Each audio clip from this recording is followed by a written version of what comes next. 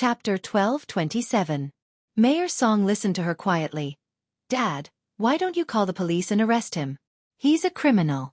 He drugged me and then kidnapped me. Yes, we can also charge him with rape. What do you think?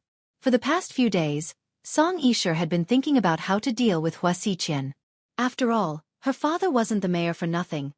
Sure, it's not that simple. If he was an ordinary man, it might be possible, but he's Hua Xiqian. I've been investigating him for the past 2 days. He's very powerful and has a good relationship with many government officials. His influence in the city is also deeply rooted. If we arrest him for no reason and we don't even have evidence, something will happen. He's just an ordinary entrepreneur. How can he be so powerful? An ordinary entrepreneur? Who told you he's an ordinary entrepreneur? Mayor Song coldly glanced at his daughter's face. Isn't he? Song Yisher was confused. Of course not, he's a complicated person. He has connections with foreign forces. Anyways, we can't touch him. Then what should we do now? The news is getting out of hand and I don't want to affect you because of me. Mayor Song was silent for a long time. Finally he made a decision. Marry him. Dad, are you stupid? Song Yisher immediately exploded. I'm not stupid. You're the one who's stupid. This is the best solution. We can't ignore our image. We have no other choice, Dad. I don't want to marry him. I want to kill him right now. This is only a temporary solution. After you get married, you can find an excuse to get a divorce. But right now, we have to get married. Otherwise, we won't be able to stop people from talking. Dad, but, Song Yisher wanted to say something, but Mayor Song stopped her with one sentence. No buts. If you still care about my reputation and the Song family's reputation, then listen to me. Tomorrow, you can hold a press conference and announce your relationship. Didn't Hua Xiqian say that he wants to marry you? Then get married. Mayor Song's words were a done deal. Song Yisher's heart fell to the bottom once again. She thought that when her father came back, he would think of a way to salvage the situation. Who knew that her father would actually ask her to get married? She was so angry. In the afternoon Song Yisher drove to the Qin family. She saw Lady Qin, whom she hadn't seen in a long time. Mama Qin, I miss you so much. She took the initiative to give Lady Qin a hug, but Lady Qin was not as enthusiastic as before and hugged her back. He just asked calmly, why are you here? I miss you so much. By the way, where's Mr. Qin? He's out playing golf with an old friend. Oh. Song Yisher then looked around as if she was looking for something. Mama Qin, has Qin Chu come back recently? No, he's busy. Actually, it's possible that Hua Min doesn't want him to come back. Hua Min is a very vengeful person. After what you did to her in the past, she must have something against you. No, Hua Min is a very kind child. We've already talked things out. Lady Qin directly refuted. Song Yisher felt a little awkward and then said, Mama Qin, have you seen the news these past few days? Oh, it's about your relationship with that kid from the Hua family, right? I was just about to tell you that he's a good guy. Although he's the adopted son of the Hua family, he's the one calling the shots in the family. He's also good-looking, so I don't think your parents would disagree. Why did you have to make it onto the news? You're embarrassing your father. Lady Qin's tone sounded like she was lecturing her. Chapter 12:28. Mama Qin, that's not true. I'm not in a relationship with him. He set me up. Set you up? Yeah, he's Hua Min's older brother, so I think Hua Min said something to him, and that's why he set me up. That's impossible. Mian isn't the type to stir up trouble. Plus, she doesn't have a good relationship with that guy. She also left the Hua Corporation and didn't ask for any shares, so what you said doesn't make sense. Lady Qin obviously didn't believe Song Yisher's words. Mama Qin, Hua Min isn't as simple as you think. Yeah, you're not as simple as I think you are either. Lady Qin looked at Song Yisher and said word for word. Mama Qin? Song Yisher was surprised by Lady Qin's words. Sure, I used to like you a lot. You're a child, and you used to live with us, so I treated you like family. When you lived with us for a year, you ate whatever Qin Chu ate, and we didn't treat you badly. Later, when you went abroad and your dad got promoted, he took extra care of our family. Our families are old friends now. You're right. Song Yisher nodded. In the past, I did want you to be Qin Chu's wife. After all, our families are well matched, and you're an obedient and sensible child. But later, I realized that love can't be forced. No matter how much I like you, it doesn't matter if Qin Chu doesn't like you. Plus, I realized that Hua Min is a good kid, except for his family background, so I didn't want to make things difficult for him. But you, if you really care about our family, you shouldn't continue to talk bad about Hua Min. It's normal for girls to be jealous, but if you keep being jealous of others, then you'll never be happy. You're still young, so why bother? Am I right? Lady Qin's words didn't have a single dirty word, but Song Yisher's face turned red. She couldn't even lift her head. Mama Qin, I'm not targeting Hua Min, nor am I jealous of her. I just think that she doesn't treat Qin Chu that well. Qin Chu treats her too well, so it's a little unfair. Song Yisher explained. Love is never fair. I've been married to your father for more than 20 years, and I've bullied him for more than 20 years. Is he going to divorce me because of this? Song Yisher. Lady Qin was very eloquent. Song Yisher was speechless. Besides, whether it's fair or not is a matter between the two of them. I hope that no matter if it's you or me, we won't get involved, right? Yes. Song Yisher forced herself to nod. Sure. You're not young anymore. Qin Chu has been married for so long, you should let go of what you should. You're still young, and you need to have your own family. So, I hope that you won't be so impulsive in the future. Mama Qin is right. Song Yisher forced a smile. Song Yisher didn't waste any more time. She hurriedly said goodbye to Lady Qin, turned around, and left the Qin manor. You old bitch. How dare you lecture me? Who do you think you are? Song Yisher slammed the steering wheel in exasperation. She hadn't been doing well recently.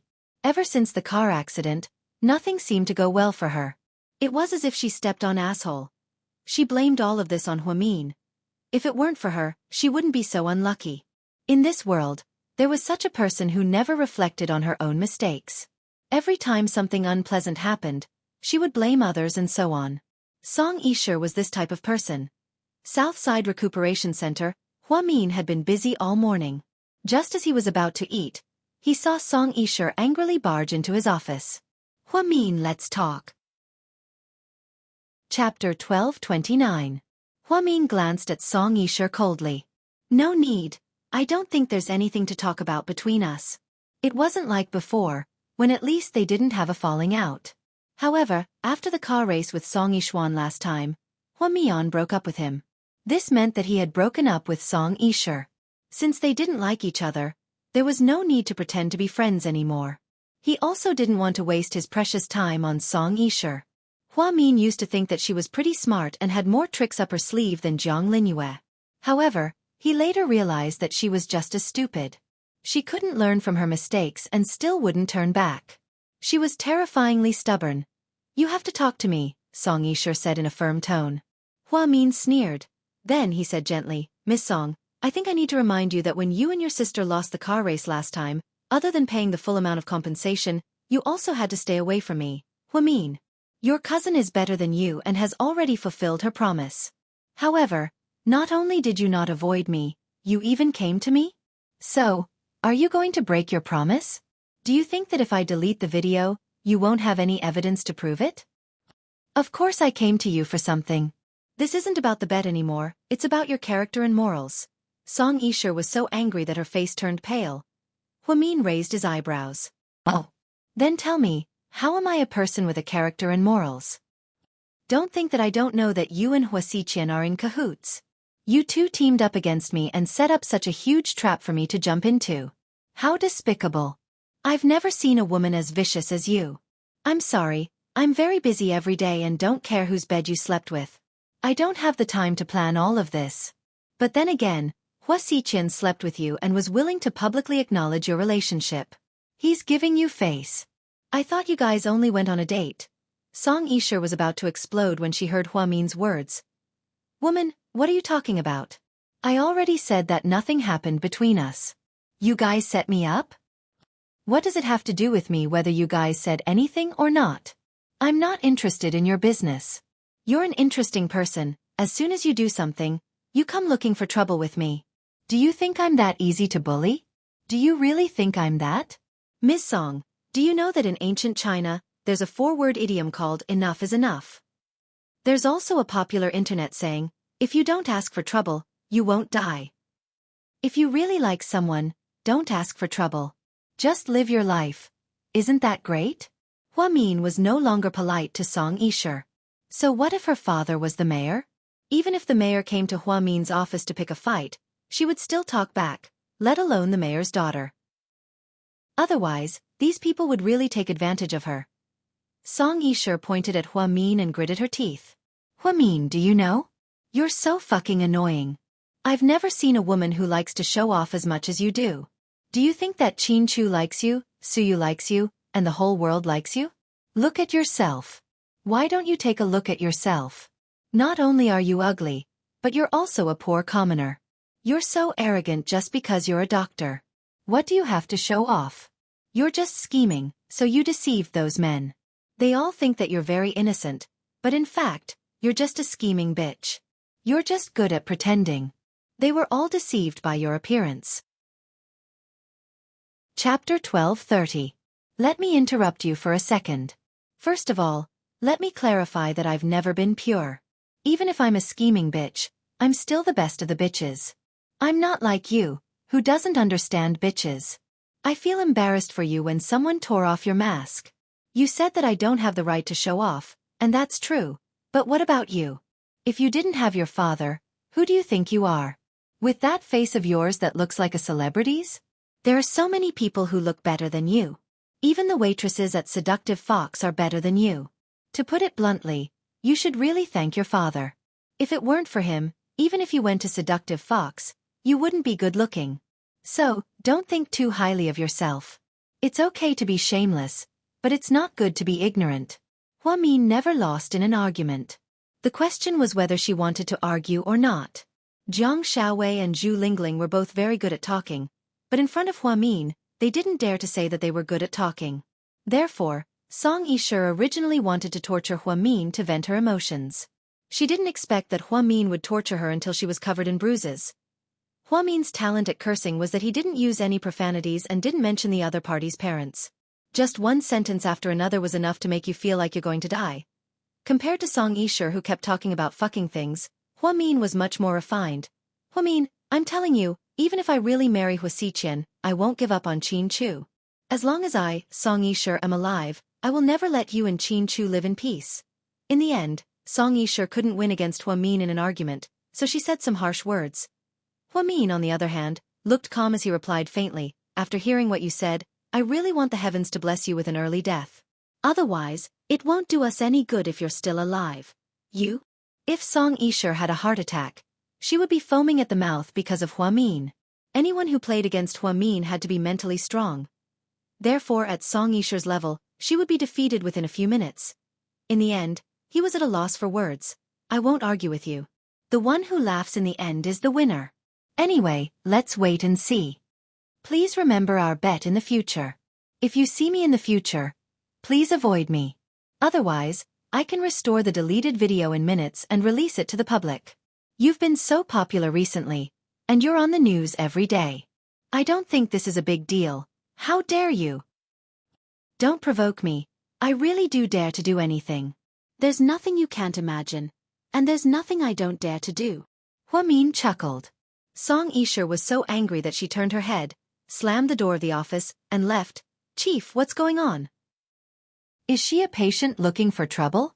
Chen Jie walked in worriedly. Yeah, she's mentally ill. Don't worry about her. Hua Min obviously didn't care about Song Yishe and wasn't angry that she came looking for trouble. Chen Jie nodded, closed the door in relief, and continued to work. At noon, Hua Min finished lunch, but it wasn't time yet. Therefore, she scrolled through her WeChat moments and Weibo.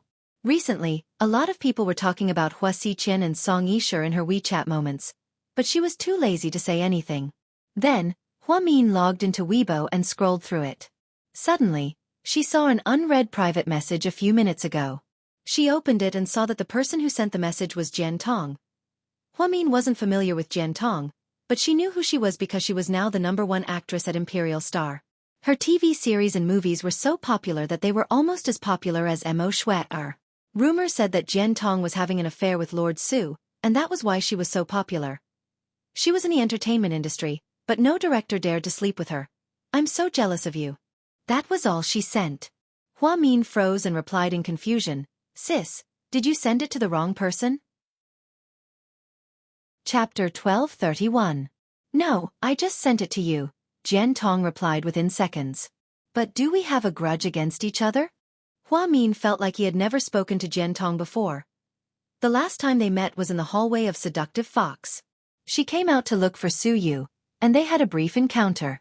Jian Tong was a superstar with tens of millions of fans, so she wouldn't suddenly come to Hua Min and say something like this, right? She was different from bitches like Jiang Linyue and Song Yisher. Those women's target was Qin Chu, so they were jealous of him. But Jian Tong had nothing to do with Qin Chu. Could it be because of Su Yu? Hua Min quickly analyzed the situation in his mind. Then, he saw Jian Tong reply, President Su is so pitiful. Ever since he founded Imperial Star, he's never been away for so long. But this time he's been away for so many days. But what does that have to do with me? I didn't ask him to go. Hua Min truly felt wronged, okay? Isn't it because of you? If you didn't force him, he wouldn't be so sad. Hua Min, I beg you, if you don't like President Su, don't give him a chance. Don't torture him. The truth is, I never gave him a chance. Hua Min answered without hesitation. She felt like she was being very clear, and more than once, she expressed her feelings for Qin Chu to Su Yu. This time, when Su Yu left, she didn't send him off no matter how much Tang Chuan begged her. Later, Tang Chuan was so angry that he went to Wei Liao's house and scolded Hua Min in front of Jiang Xiaowei and Wei Liao.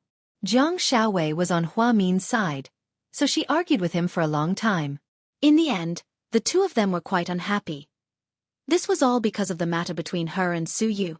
But in fact, Hua Min felt that there was nothing between him and Su Yu, not even a little ambiguous. Therefore, Jian Tong's accusation made her feel even more wrong than Do Yi, President Su. That guy looks like a playboy, but he's actually very loyal. Once he sets his mind on something, he'll do anything to chase after it, even if it's wrong. I feel bad for him, but there's nothing I can do to help him. I've been at Imperial Star for almost 5 years, but I can't compare to the 5 minutes you spent with him. I'm really jealous of you, but at the same time, I'm also envious of you. You have so many excellent men who like you. I have to admit that you're very capable and resourceful. Heh! Miss Jian Tong, are you praising me? Are you praising me, or are you praising me? Hua Min was a little tired and didn't want to argue with another woman. She was too tired. If she had the time, she would rather soak in the hot springs with Mr. Qin and enjoy the snowy scenery. Jian Tong didn't reply. But 3 minutes later, she sent Hua Min a screenshot of her Weibo post. It was a post that Su Yu had just posted. Hua Min didn't follow Su Yu on Weibo, so she didn't know what Su Yu was up to. She only saw it after Jian Tong posted it. Su Yu posted this, I really like spending time with you. Sometimes, even though I feel very tired and infatuated like a fool, your occasional gentleness always gives me the illusion that you may have liked me a little bit at some point in time. So for this little bit, for the love that I don't know if it exists, I am willing to wait for you for a very long time. So long that the world will grow old. Because I realize that other than waiting for you, I have no other choice. Chapter 1232. These words really made one's heart ache, and it was very sad. Although Su Yu had a bad temper, he was a top student in the military academy and was cultured. Therefore, when he occasionally spoke in a scholarly manner, he really was an artistic youth. Hua Min remained silent after reading the message.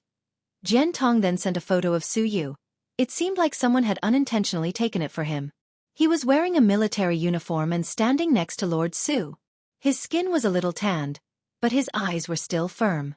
Hua Min remained silent again. Jian Tong then sent another message.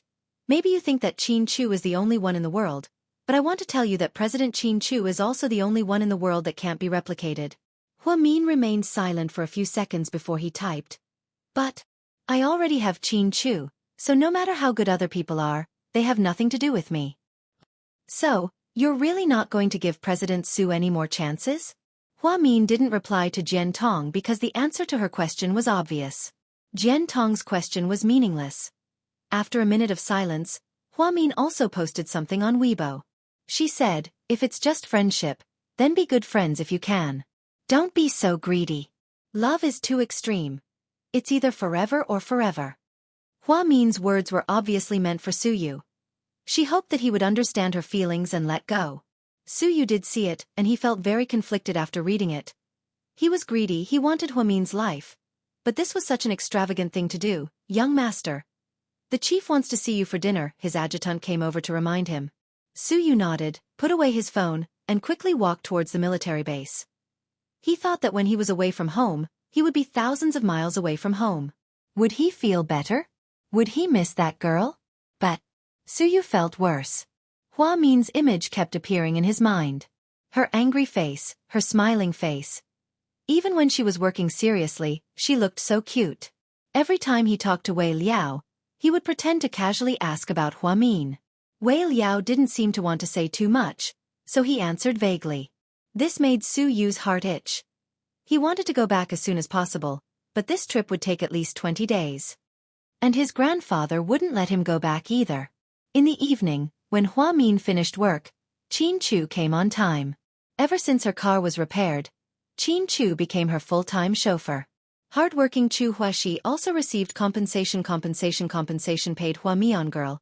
And Hua Mian bought with the amount of money in her bank account, she could buy a better and more high-end sports car. But she didn't. First of all, Hua Min wasn't a high-profile person. She wouldn't drive a flashy sports car. Pink limited edition Lamborghini and Bugatti Veyron were not her cup of tea. She was only an Audi fan. Second of all, Hua Min was too sentimental. This R8 was a gift from Qin Chu, and she always drove it. They were very close. She treated the car like a friend, so she didn't want to let it go. She would rather spend more money on repairs than get a new one. Hua Min got into the car and took off her down jacket. Honey, do you want to eat at home or outside? I'm fine with anything. I'll do whatever you want. Qin Chu smiled. Let me think, how about RXIN's ramen? Hua Min rubbed her chin with her index finger and thought hard. Okay. Qin Chu nodded gently. Just then, a piece of news came out from the small TV in the car. The female news anchor spoke very quickly. The latest news is about the hottest topic these days. President Hua Xiqian and Mayor Song's daughter, Song Yisher. After Mr. Hua Xiqian's interview, Song Yisher just held a press conference. This is her first response to this matter. Let's go to the press conference and see what Miss Song Yisher has to say about this. Chapter 1233. Hua Min stared intently at the TV screen. Qin Chu, on the other hand, wasn't interested in this. He focused on driving and looked straight ahead. On the TV, Song Yisher was holding a press conference in a white mink coat, a black miniskirt, and tall boots. Hua Min saw a lot of reporters taking pictures. It was a huge scene. Song Yisher maintained her usual fake smile as she faced the media. Okay, you can ask questions now. Come one by one, it's orderly, Song Yisher's assistant said to the reporters. Then, the reporters immediately surrounded her. Miss Song Yisher, is the rumored photo real? Yes. Song Yisher nodded. Then what's your relationship with the president of the Hua Corporation, Hua Xiqian? Song Yisher moved her lips and continued to smile. We used to be friends. Then, President Hua expressed interest in me and pursued me for a while. That's when we started dating. After she said this, the crowd went into an uproar. No one expected her to admit it so quickly. So, you and President Hua are lovers? Yes. Then what do you think of the rumors that you and President Qin of GK have an ambiguous relationship? Hearing a reporter mention Qin Chu, Hua Min was very displeased. Damn, my husband is being dragged into this.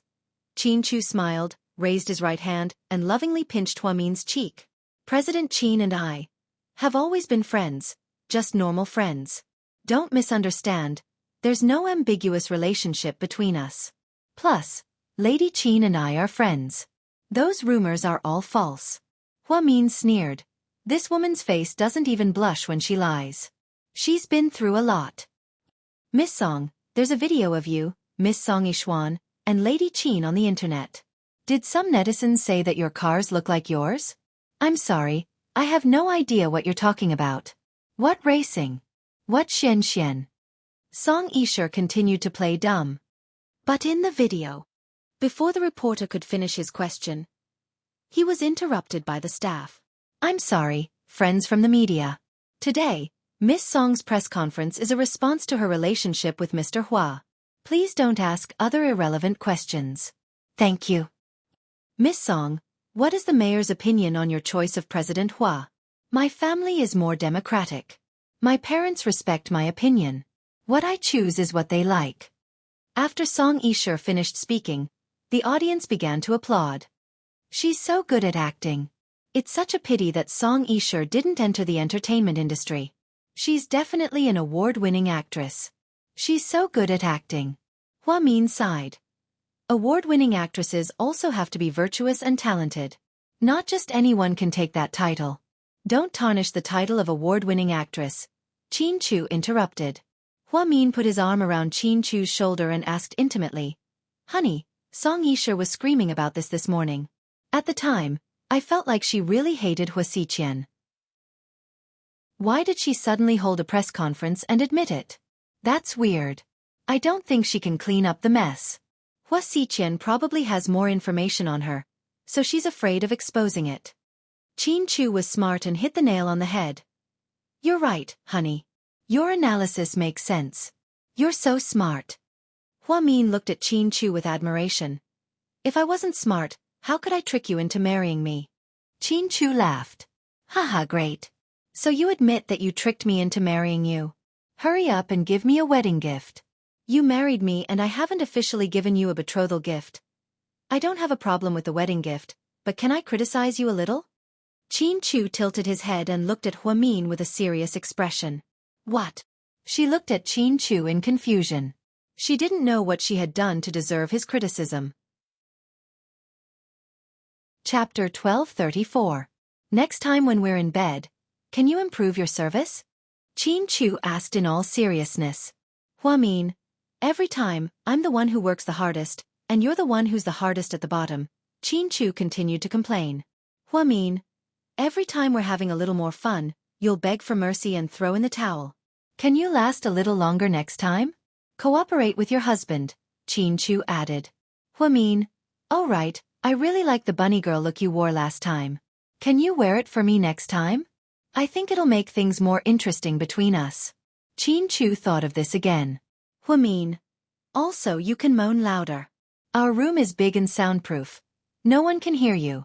I really like hearing your voice, it's exciting. Hua Min, Mr. Qin, you've said so much, but I just want to ask you one question. Go ahead. Do you want to fly into the sky and stand shoulder to shoulder with the sun? Hua Min stared at him. Qin Chu. Hua Min thought that Mr. Qin was going to fly into the sky. He complained so much at once, just how dissatisfied was he with her?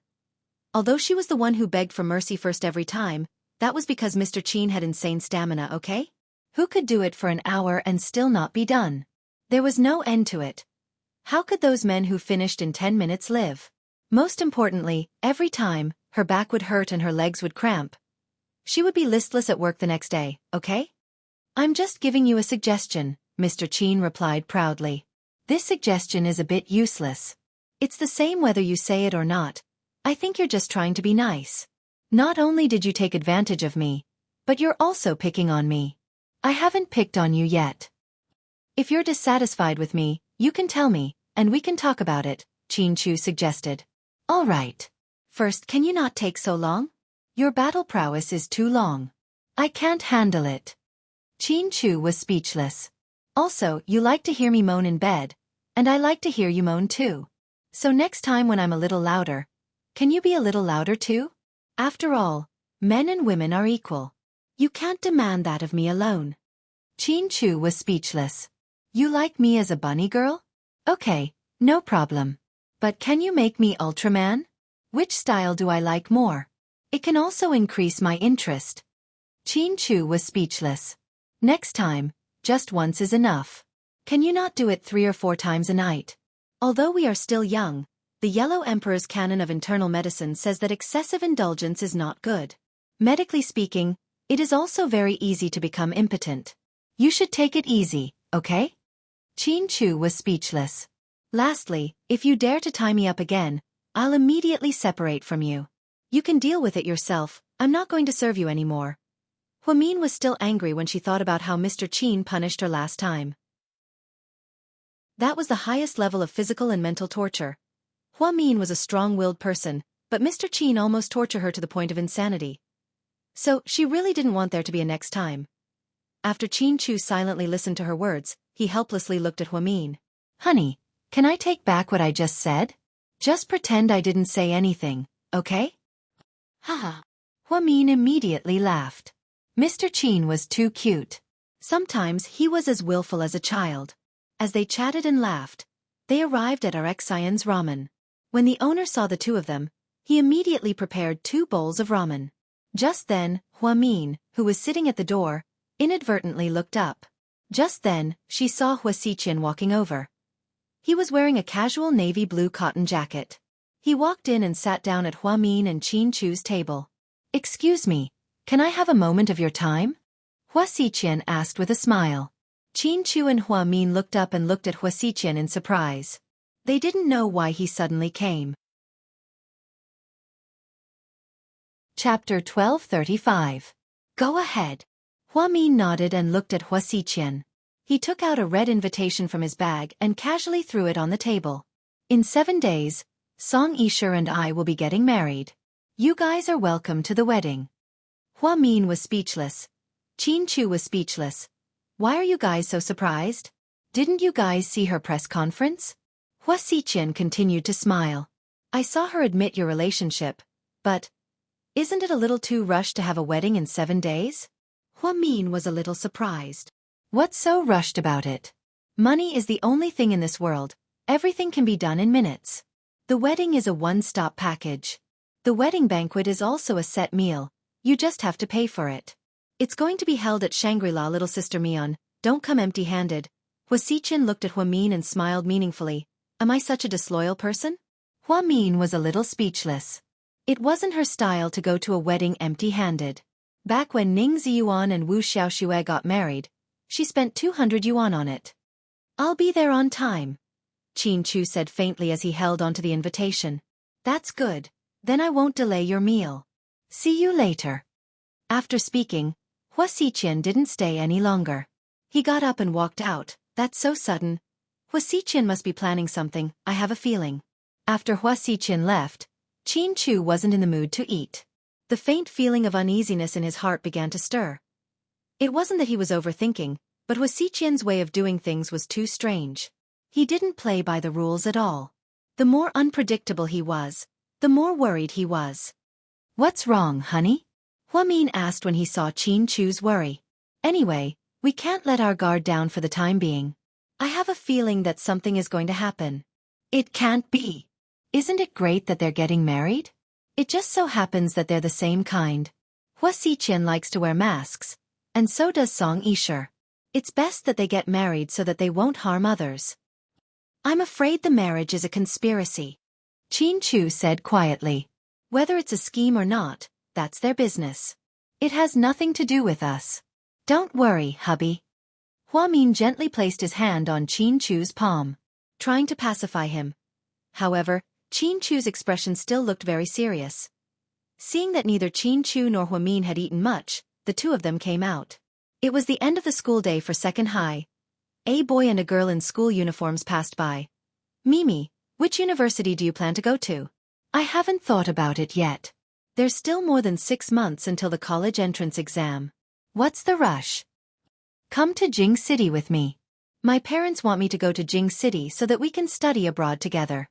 Your family is rich. You can go to any country, but I can't, the girl said with a sense of inferiority. I'll ask my parents to arrange it for you. Let's go together. I don't want to. I don't want your mom to look down on me. The girl's eyes were sad as she pulled her hand back. The boy looked at the girl in a daze. His eyes were clear and filled with deep love. Love in high school was always the best. It wasn't as ignorant as it was in middle school, and it wasn't as greedy as it was in college. Therefore, Huamin was very grateful that he was able to meet Qin Chu in high school. The conversation between the boy and girl was very similar to when they were young. At that time, Huamin was also persuaded by Qin Chu to go to the United States after they graduated from high school. Later, that incident happened and the two of them broke up. Chin Chu went abroad, and Hua Min studied high school nursing. In the blink of an eye, 7 years had passed. Luckily they could still find each other, and the feelings they had in the past. Chin Chu put his arm around Hua Min's shoulder and seemed to be touched as well. If I could go back in time, I would kidnap you and bring you to the United States with me. Maybe if we went abroad back then, our kids would have grown up by now. After Chin Chu said this, the corners of his mouth unconsciously curled up. Whenever he thought about the beautiful life he had with Hua Min, he felt very happy. If I could go back in time, maybe I would have fallen in love with another boy in middle school. You wouldn't even have a chance, Hua Min said deliberately. Mr. Chin's face darkened when he heard this. Chapter 1236.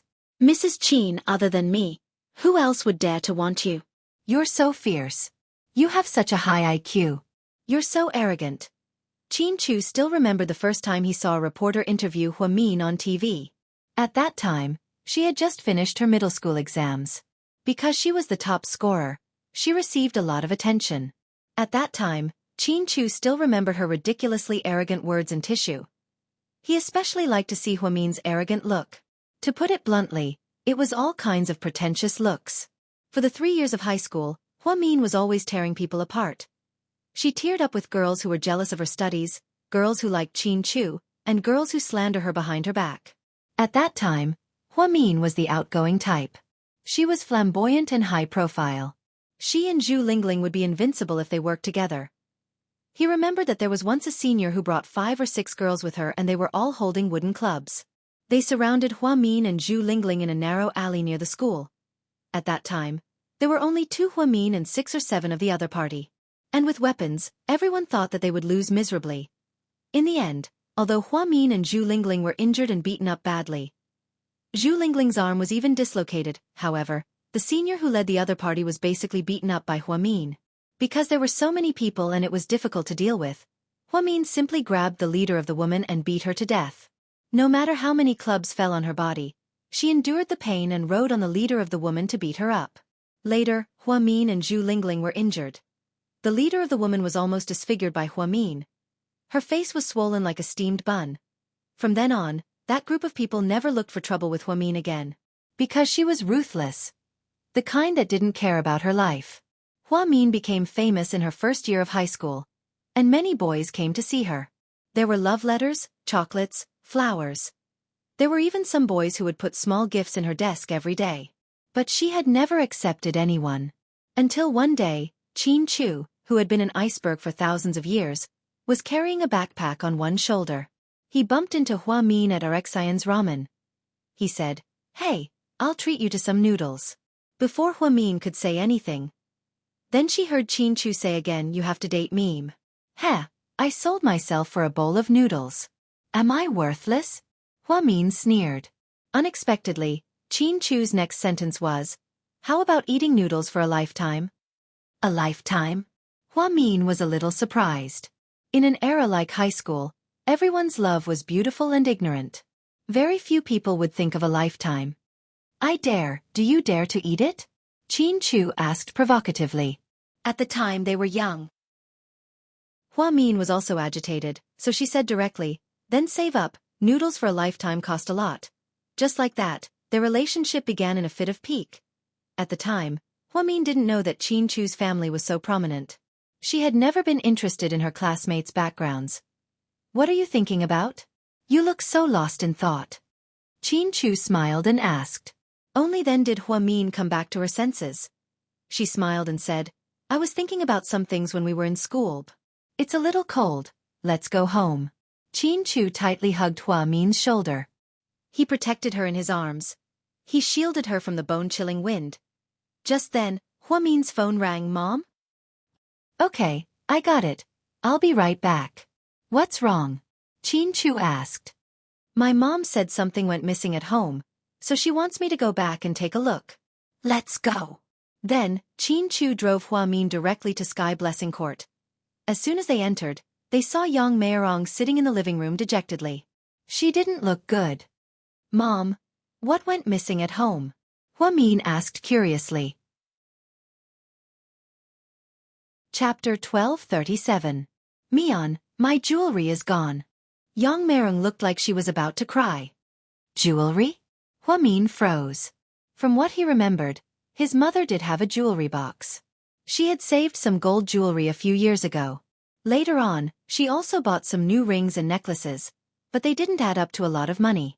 His mother didn't have any big gold jewelry, only small jewelry. She liked to wear them when she went out. She usually put them in the drawer.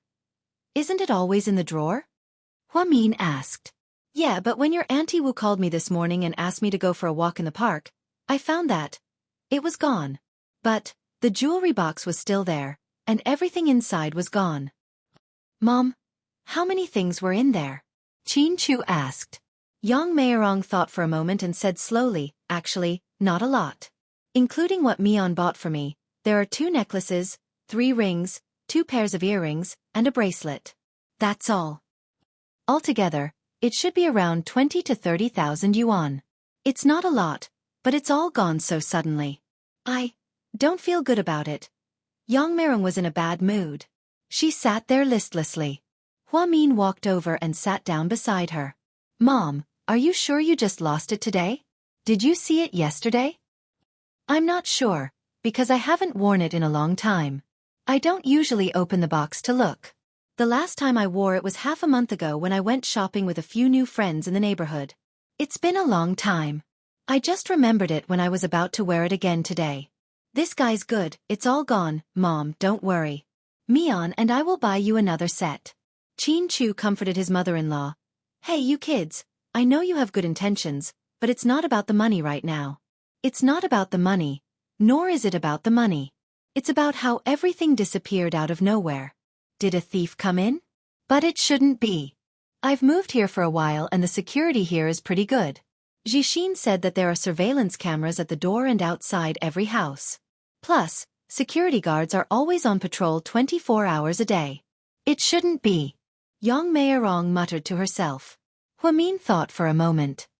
I don't think it's possible for a thief to sneak in, because a thief wouldn't just steal these things. Mom, you didn't lose your money, right? Yeah, it's really strange. I didn't lose the 20,000 yuan in my bag. Only the jewelry is missing. It's really strange. Could it be that you put it somewhere else and forgot about it? Our house is so big, we might be able to find it if we look around, Hua Min added. Yang Meirong shook her head. That's impossible. I wouldn't put those things anywhere. I was afraid that I would forget them, so I put them in the jewelry box in the drawer. Seeing how certain his mother was, Hua Min didn't say anything else. Then she looked around. Mom, where's Xiaoping? She's taking a shower upstairs. Just now, she said that her clothes were dirty and wanted to change. As soon as Yang Meirong finished speaking, Yang Xiaoping came downstairs. There were 2 rooms upstairs, the master bedroom and the guest bedroom. Yang Xiaoping had been living in the guest bedroom ever since she arrived, and the master bedroom was Jixin's room. Downstairs were also the master bedroom and the guest bedroom. Yang Meirong lived in the master bedroom, and Hua Min slept in the guest bedroom downstairs sometimes. Yang Xiaoping had already changed her clothes. Hua Min looked at her in surprise. He realized that although she hadn't been here for long, her taste in clothes had changed a lot. She was no longer wearing an old-fashioned shirt, long pants, and floral skirt. Now, she was wearing a lotus leaf-sleeved dress. The dress wasn't very long, and most of her thighs were exposed. Her hair was no longer in 2 braids. Instead, her hair was loose, and it was very black and straight. She even put on makeup and looked very formal. Cousin brother-in-law, you guys are here. Yang Xiaoping smiled. Hua Min nodded with a smile. Yeah, your auntie lost her jewelry and is in a bad mood. She asked us to come back and see what we can do. After speaking, Hua Min carefully looked at Yang Xiaoping's face. Chapter 1238. Yang Meirong noticed Hua Min's unnatural expression and said, Yeah, I was worried too. I even helped Auntie search the entire house, but I couldn't find anything. It's weird. Before Hua Min could say anything, Yang Meirong said, Xiaoping is such an honest child. She saw that I lost something, so she took me to her bedroom to avoid suspicion. Not only did she search through everything, but she also opened her bag and showed me her passbook and wallet. She was afraid that I would suspect her. Why would I suspect her? We're family, who would do something like that? Obviously, Yang Meirong trusted her niece. After all, Huamian had already proven her innocence by showing her her belongings. Yang Xiaoping walked downstairs and sat down on the couch. Then, she handed an apple to Qin Chu. Brother-in-law, have an apple. No thanks. Qin Chu's attitude was indifferent. Then, she took out an orange and handed it to Huamin. Cousin, I bought this for Auntie. It's really sweet. Okay, thank you. Huamin didn't reject the orange. Instead, she picked it up and ate a piece. Then, Yang Xiaoping continued, Auntie lost something, and it's quite awkward. I'm the only guest in the house, and no one usually comes here, so I'm definitely the prime suspect. In order to clear my name, I had no choice but to prove myself. Since the item wasn't with me, and I didn't have any more money in my bag or card, I didn't sell it for money. Oh right, I still have a bank card that's connected to my phone. I even showed Auntie the bank balance on my phone. It's a little embarrassing, but the balance on that card is only 128 yuan. I've been here for so long, but I haven't looked for a job. I'm so embarrassed. Huamin looked at Yang Xiaoping in surprise. Xiaoping, you've changed a lot since you came. Huh, really? Yang Xiaoping didn't know what Huamin meant, so she looked a little uncomfortable. Yeah, not only did you change your taste in clothes, but you also changed the way you talk. Also, you're a fast learner. You even have an advanced mobile banking app. You're pretty smart. Haha, that's nothing. I'm young and eager to learn, so I bought a lot of books to read. People say that people in the city are more cultured, so I just want to be a cultured person. Huamin was truly surprised by Yang Xiaoping's recent change. She looked at Yang Xiaoping's clothes. They weren't expensive, just the kind that could be bought online for a few hundred yuan. She didn't even know the brand of shoes she wore. Yang Xiaoping herself indeed, she's dispel everyone's suspicions. But she couldn't have lost, by herself. If a thief didn't come, someone would have taken her something. She knew, she knew where she left her stuff was, so she. No wonder his mother couldn't figure it out and came to Huamian. Huamin smiled as he looked at Yang Xiaoping. You're right, it's a good thing that you've become more cultured. Okay, let's not talk about the lost stuff. It doesn't cost much anyway. I'll buy it for you later. Mom, Qin Chu and I both want to eat your beef patties. Do you have any beef at home? Oh yes, there's more in the fridge. I'll go make it now. Then, Yang Meirong got up and went to make the patties. Life was relatively peaceful now. Other than Jixin, Yang Meirong only cared about Huamin and Qin Chu. Therefore, no matter what they wanted to eat, Yang Meirong would immediately make it for them. She didn't think it was troublesome at all. After Yang Meirong left, Huamin deliberately said to Qin Chu, Honey, you bought this house. Did you install surveillance cameras in the hallway? Can you check the surveillance cameras and see who else went into my mom's room besides her? Before Qin Chu could say anything, Yang Xiaoping immediately interrupted, Huh? Didn't Auntie say that there are only surveillance cameras outside the house, but not inside? After all, it's not convenient for private matters to be exposed. Chapter 1239. Oh.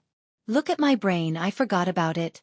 Indeed, I wanted to pretend, but then I thought that there were no outsiders in the house, so there was no point in pretending. You have a good memory, Xiaoping. You even remember this, Huamin said to Yang Xiaoping meaningfully. Yang Xiaoping realized that she had said something wrong, so she said awkwardly, I only heard Auntie mention it once. After all, I don't wear much when I'm indoors, so I don't really mind. Cousin Qin, why don't you sit down with my brother-in-law? I'll go help Auntie in the kitchen. Then, Yang Xiaoping got up and walked into the kitchen. The truth was, she didn't dare to face Huamin. Huamin was too smart and meticulous. What if she said too much and exposed herself? So she made up an excuse and left.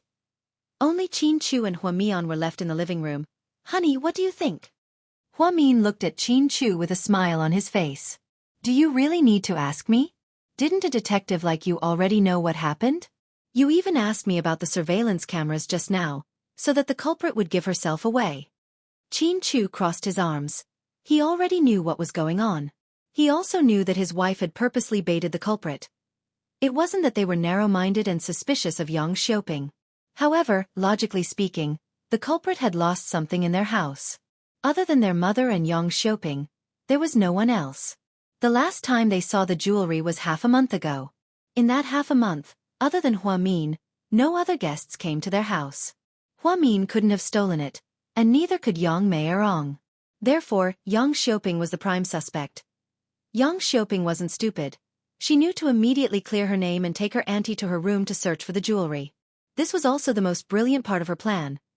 Hua Min used to think that Yang Xiaoping was just a village girl with bad intentions, but now, he realized that she was actually quite smart. Hubby, didn't that person say that he showed you his wallet and bank cards?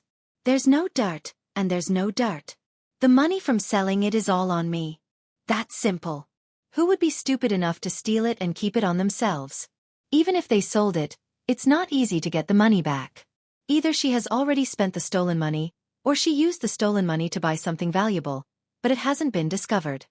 Qin Chu analyzed with certainty. He then asked, if you look at the surveillance camera outside the door, you should find that she has been going out more than usual recently. Hua Min nodded in agreement with Qin Chu. Not long after, the two of them were finally done with their work in the kitchen. Yang Meirong walked in with a steaming hot beef patty. Yang Xiaoping was holding a bowl of tomato egg soup. It would take too long to cook. I was afraid you guys would be hungry, so I made some soup. Eat it while it's hot, Yang Meirong said lovingly. Thank you, Mom. Qin Chu was touched by his mother-in-law's concern for him and Hua Mian. Don't mention it. You're my kids. I can't do anything else other than make you some food. Just then, Yang Xiaoping filled a bowl with soup and handed it to Qin Chu. Brother-in-law, have some soup. Qin Chu didn't take it, but Hua Min took the bowl from Yang Xiaoping and placed it in front of Qin Chu. Yang Xiaoping then filled a bowl with soup and handed it to Hua Min. She was quite enthusiastic about it. Xiaoping, this ring looks nice. Did you buy it recently? When Hua Min lowered his head to take the bowl of soup, he suddenly saw a diamond ring on Yang Xiaoping's finger. It wasn't very big and wasn't very obvious. Yang Xiaoping's expression immediately changed. Then, she smiled awkwardly and said, "It's not real. I bought it from a street vendor. It cost 5 yuan. Oh, it's really nice.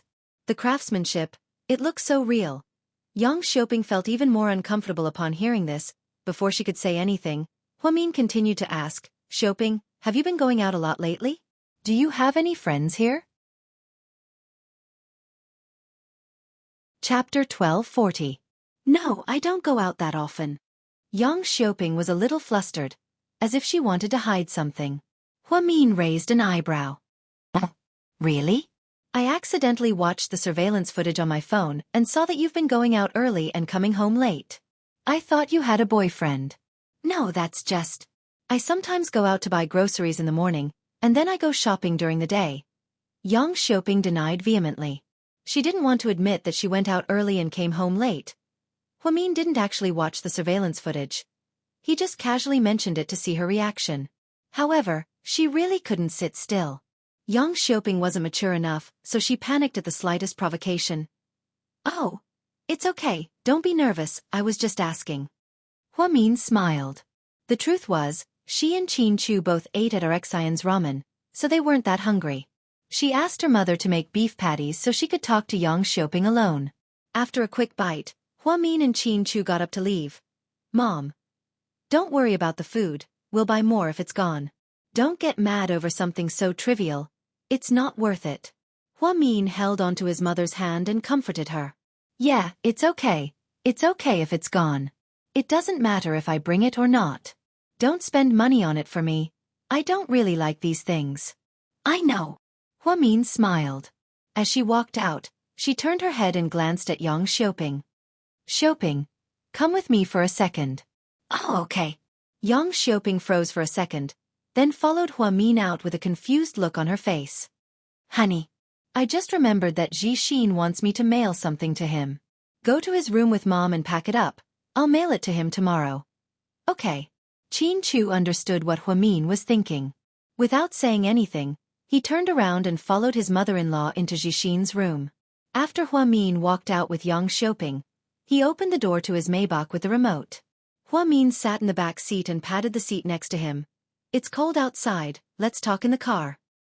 Okay. Yang Xiaoping nodded and followed Hua Min into the back seat of his Maybach. Xiaoping, what do you think of my mom? Hua Mian asked gently. Auntie. What about me? How do I treat you? My cousin treats me very well too. We're like family. Yang Xiaoping was scared of Hua Mian, so she was a little reserved and didn't look very natural. Since she was so nice to you, why did you have the heart to steal my mother's jewelry? What T Yang's? T.S. Xiao. When she saw Hua Min's expression, she thought that he wouldn't pursue the matter. His family was so rich that he wouldn't be surprised if a piece of jewelry worth 20 or 30,000 yuan was stolen. That was why Yang Xiaoping chose to steal the jewelry instead of the money. Yang Xiaoping thought that since Yang Meirong didn't look at the jewelry often, she wouldn't find out that it was stolen until a long time later. How could there still be money? Without evidence, no one would dare to accuse her of stealing the jewelry. Yang Xiaoping didn't expect Hua Min to be so sure that she stole the jewelry. Previously, she thought that at most, they would be suspicious. She reckoned that no one would dare to ask her directly. Cousin. Sis, are you kidding me? Yang Xiaoping smiled awkwardly. No, I'm serious. Hua Min looked into her eyes quietly. Cousin, I really don't know what you're talking about. Yang Xiaoping pretended to be calm and played dumb. Chapter 1241. The jewelry has always been at home.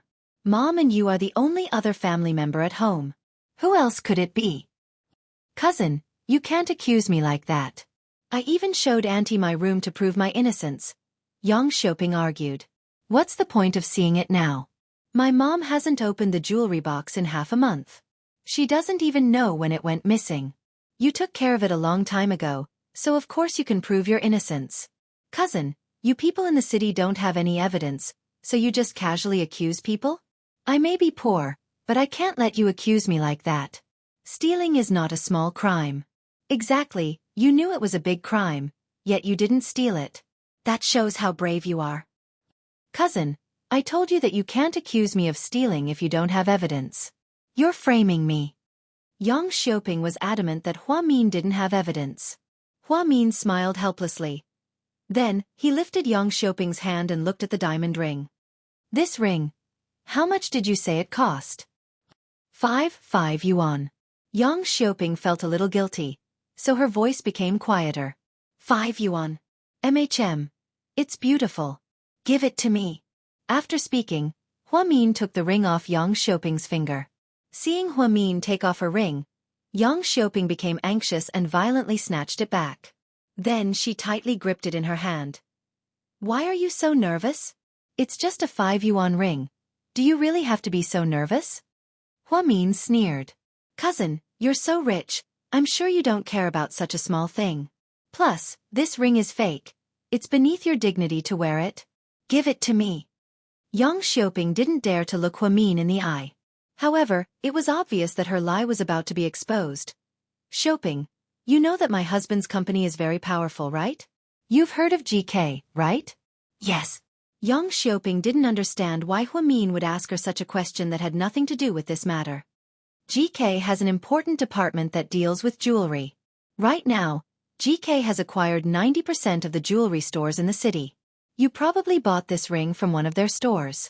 Judging by the size of the diamond, it's probably worth around 20,000 yuan. If you used the rings that my mom lost, you wouldn't have to pay a single cent. Cousin, I don't understand what you mean. What exchange?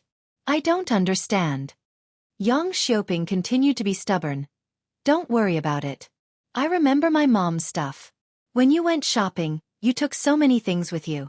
I'm sure every store would remember it. We don't have surveillance cameras at home, but every jewelry store has them. That's not a big problem. I'll ask my husband to make some arrangements, and we'll find out which store it is immediately. Upon hearing Hua Min's words, Yang Xiaoping was dumbfounded. She always thought that her plan was foolproof, but she didn't expect that the jewelry stores she went to were all owned by GK. If they checked the surveillance cameras, they would be able to find her immediately.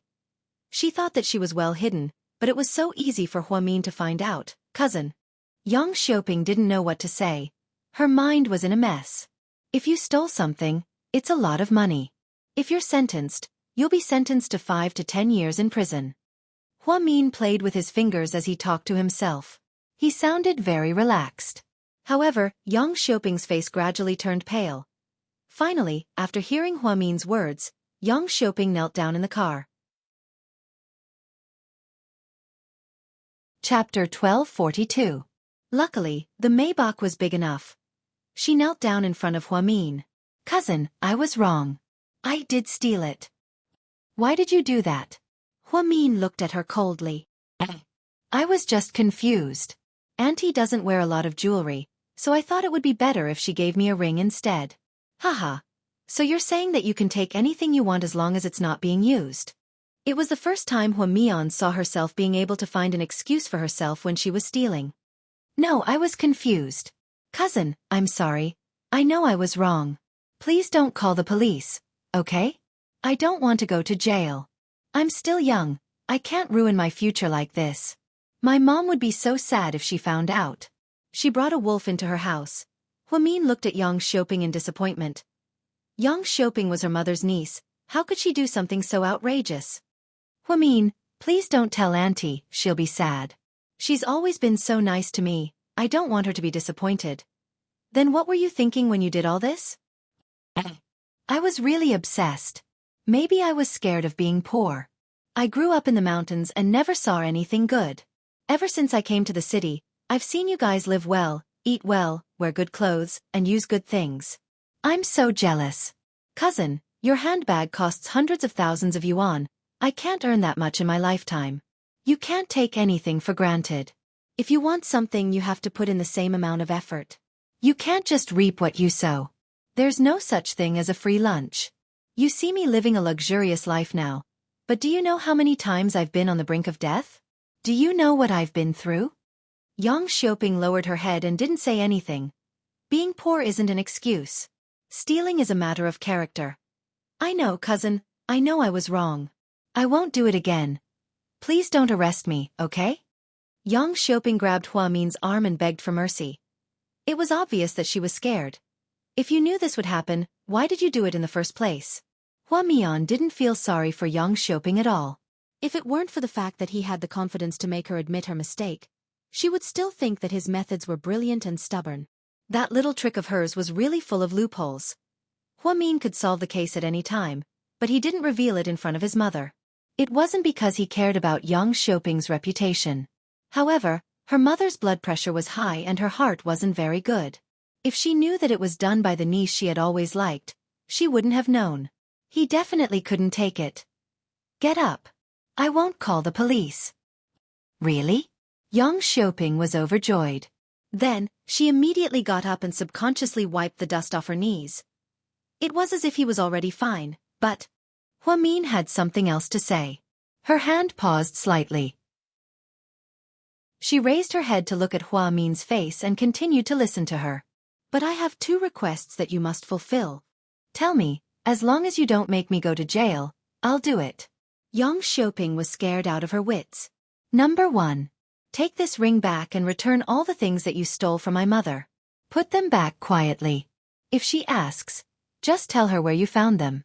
She'll believe you." "Okay." Although Yang Xiaoping didn't like the diamond ring on her finger, she was more afraid that Hua Min would call the police. So she still agreed. "Second, after you do this, you have to find an excuse to leave our house. I don't care if you go back to your hometown or somewhere else, but we won't let you stay here. You have to leave." "Cousin, I know what I did was wrong. Can you give me a chance?" It was obvious that Yang Xiaoping didn't want to leave. She had food and a place to live. She didn't have to do any work, and she was paid more than 3,000 yuan a month. How could Yang Xiaoping leave? Her life was almost as good as that of a rich heiress, and it suited her lazy personality perfectly. Chapter 1243. I did give you a chance. The truth is, Xiaoping, I, Hua Min, am not someone who doesn't recognize her family. You might think that I've always been cold to you because I look down on you, because I'm rich and look down on the poor, but that's not the case. My attitude toward you is completely dependent on your attitude toward me and my family. While you've been at my house, I know what you've been thinking about Qin Chu. Sister Hua Min, you don't have to explain, I know what you're thinking. I just wanted to say that sometimes, People need to know their place. Don't think about things that don't belong to you. That way, you won't be tired of living. If you truly loved me, I wouldn't treat you like this. So, think about it. I'm only giving you 3 days. In 3 days, I want to see my mom's jewelry returned to its rightful owner. After 3 days, I don't want you to appear in my house again. Then, Huamin pressed the remote and opened the car door. Yang Xiaoping had no choice but to turn around and get out of the car. It seemed like no matter how much she said, Huamin's heart would soften and give her another chance. Yang Xiaoping gritted her teeth, unwilling to give up. Then, she walked into the house. After she walked in, Qin Chu happened to walk out of Jixin's room and was about to leave. When they walked past each other, Yang Xiaoping stared at Qin Chu's flawless face with infatuation. Why couldn't such an outstanding man be hers? Qin Chu didn't even look at her the entire time. Instead, he ignored her and walked out. Inside the car, Qin Chu sat in the driver's seat, and Huamin moved from the back seat to the passenger seat. Did you get the stuff? Yeah, what about you? Did you tell her everything? Qin Chu tilted his head and looked at Huamin. Yeah, I did. She doesn't seem to want to leave my house. This kind of person can't be left alive. He'll be a disaster in the future, Qin Chu said. But even if she leaves, she might not be able to return home. I don't think she'll leave Sea City. She's gotten used to the luxurious lifestyle and can't go back to the countryside.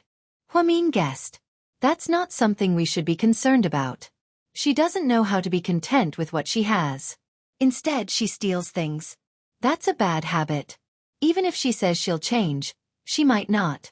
Anyway, it's better for us to stay as far away from her as possible. Okay. Huamin nodded. The end of the year always passed quickly. A week passed in the blink of an eye. Hua Xiqian's wedding became the biggest news in the city on Sunday. Many media outlets were broadcasting live from all over the city. The scene was huge and there were many guests present. Inside the hotel, Huamin and Qin Chu, one in a black suit and the other in a black dress, were a perfect match. As soon as the two of them entered the venue, they were surrounded by the media and took photos of them for a long time. After entering, Huamin heard someone calling out to him. He turned around and saw Jiang Xiaowei and Wei Liao. Oh, our pregnant woman is here too. Huamin laughed. Come on.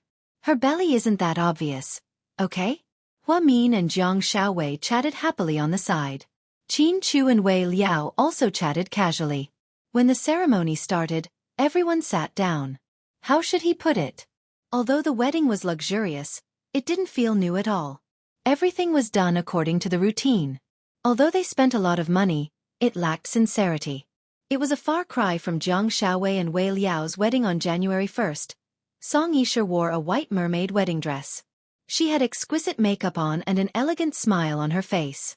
She was such a person. Even if the man she married wasn't the one she liked, she would still put on an act. Mian, do you know what I admire the most about Bitch Song? Jiang Xiaowei asked enthusiastically. Chapter 1244. What do you mean? Huamin looked at Xiaowei, amused. Yeah, she knows how to put on an act no matter what the situation is. She's so good at this, none of us can compare to her. Her acting skills. When she's supposed to cry, when she's supposed to cry, when she's supposed to smile, her face is glowing. I bet she thinks she's in the movie. Her acting is so good. I almost believe that she and Hua Xiqian really have feelings for each other. Ha ha ha, Jiang Xiaowei's insightful comment made not only Huamin, but also Wei Liao laugh. What are you laughing at? You guys? Am I wrong? Jiang Xiaowei was confused. Yes, you're absolutely right, Dr. Jiang. Can we stop commenting? Can't we just quietly watch the wedding? Wei Liao hugged his beloved wife helplessly. The priest on stage asked the vows very sincerely. Handsome groom, Mr. Hua Xiqian, do you take the beautiful and gentle Song Yisha as your wife, for richer or for poorer, in sickness and in health, to be by her side for the rest of your life? Hua Xiqian took a deep breath and looked at Song Yisha with a playful smile on his face. After a while he said, I do. His expression was obviously disdainful. Beautiful and gentle bride, Miss Song Yisha, do you take the handsome Hua Xiqian as your wife, for richer or for poorer, in sickness and in health, to be by her side for the rest of your life? At this moment, Song Yisha actually turned her head and looked down the stage. Her gaze fell on Qin Chu. Huamin provocatively leaned his head on Song Yisher's shoulder and smiled sweetly at her. She immediately looked away and her face turned cold. Then she said perfunctorily, I do. Okay, then let's exchange rings. The rest of the ceremony was just a formality. It was obvious that they hadn't paid much attention to these two events. Huamin had seen many weddings, including Lu Xiying's. There had never been a wedding that was so awkward. There was no sweetness or touching at all. During the banquet, the two newlyweds began toasting. When it came to Huamin's table, Song Yisher directly ignored Huamin. He held his wine glass and looked at Qin Chu. Qin Chu, I'm married. Are you happy for me? Her tone was full of resentment. Qin Chu picked up his wine glass, glanced at Hua Xiqian, and said in an extremely formal manner, Congratulations on your marriage. Thank you. Hua Xiqian smiled. Then he walked up to Huamin and teased, My little sister. Huamin, you're so beautiful today. Compared to your bride, I still pale in comparison. Huamin smiled. Girl, how much did you give me as a wedding gift? Hua Xiqian's straightforwardness almost made Huamin vomit blood. You're too direct, aren't you? You're a tycoon. Why would you care about this little bit of money? Huamin felt awkward. You're my favorite little sister. How could I not give you a little more? Okay, don't worry, I won't skimp on you. Huamin was speechless. Hua Xiqian looked at Huamin with a gentle gaze. He looked at Huamin from head to toe. No matter what she wore, even if it was a naive school uniform, he would still think that it was perfect. Congratulations. Huamin raised his glass and looked at Hua Xiqian and Song Yisher. Song Yisher ignored him and turned around to leave. She went straight to the next table. It was obvious how much she hated Huamin. Ugh. Your new wife is a bit hot-tempered. Huamin smiled helplessly. It's okay, no matter how hot-tempered she is, she'll be obedient in my hands. After Hua Xiqian said this, he left the table. These two look weird. Not only do they have no feelings for each other, but they also look at each other as if they're enemies. I'm worried that tonight's wedding night will be very tragic. Jiang Xiaowei analyzed. That's not something we should worry about. Huamin smiled. He thought it was a joke, but who would have thought? Evening, inside Hua Xiqian's private mansion. As the wedding night, the decorations were quite luxurious. Song Yisher was sitting on the bed in a red cheongsam. She seemed to be in a bad mood. Hua Xiqian pushed open the door, took off his tie, and walked towards her. Song Yisher stood up vigilantly and looked at him coldly. What do you want? Chapter 1245. Don't you know what I'm trying to do? Hua Xiqian inched closer and closer to her. Song Yisher was so scared that she took a few steps back. In the end, her entire body leaned against the wall. Then, Hua Xiqian leaned his arm against the wall. He did a classic Cabotin. Song Yisher was so scared that her face turned pale. I'm telling you. Don't do anything stupid. What a joke. We're married, we're husband and wife. What do you mean by do something stupid?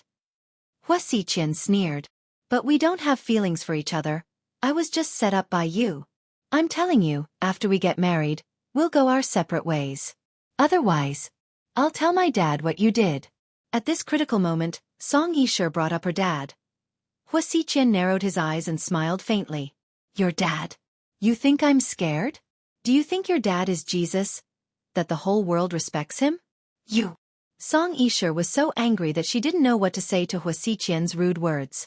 Hua Xiqian raised his finger and gently played with Song Yisher's red shoulder strap. Your face is not bad and your body is sexy, but it's a pity. Hua Xiqian paused. What's a pity? Song Yisher was confused. It's a pity that a disgusting soul lives under this beautiful body. After hearing Hua Xiqian's comments, Song Yisher's expression turned ugly.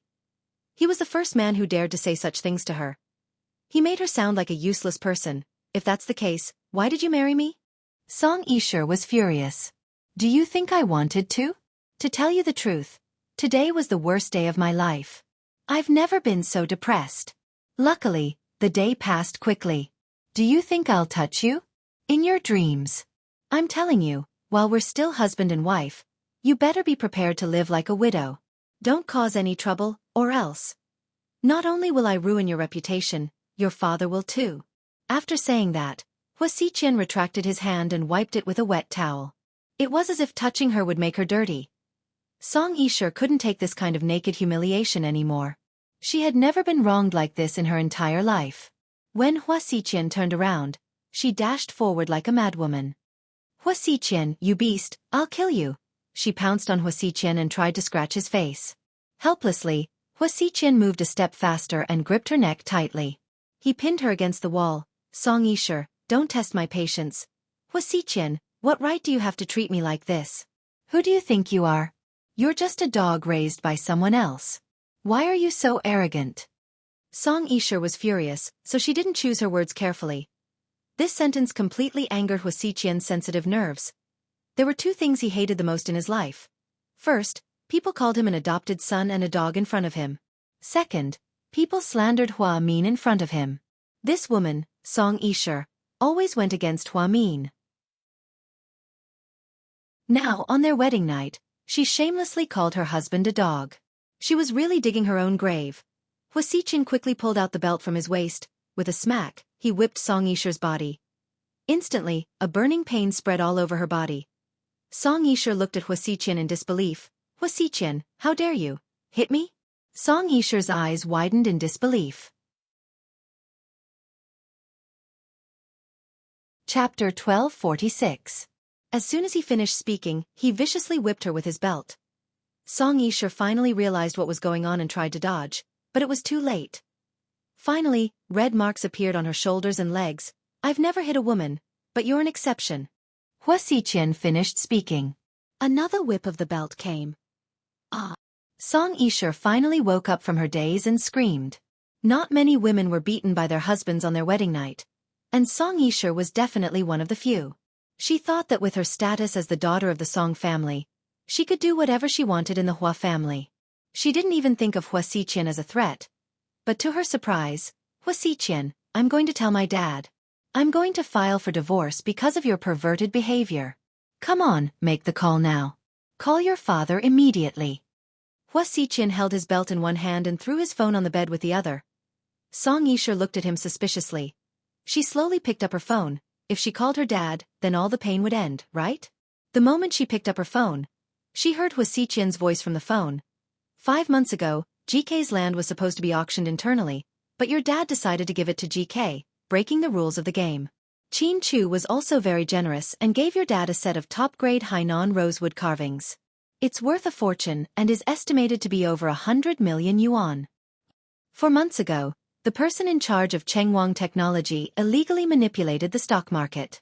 He was supposed to be arrested as a criminal, but your dad gave him special permission to go abroad for treatment, so we missed the best opportunity to arrest him. I heard that a week later, you added 3 new mansions to your name in Italy. 3 months ago, Wang Dehai, the president of the Provincial Chamber of Commerce, was investigated for bribery. Thanks to your dad's connections, he was let off the hook. Then, a painting by a master of Chinese painting appeared on the wall of your living room. It's estimated to be worth over 80 million yuan. 2 months ago, upon hearing this, Song Yisher couldn't hold back anymore. Hua Xiqian, what are you trying to say? It's simple.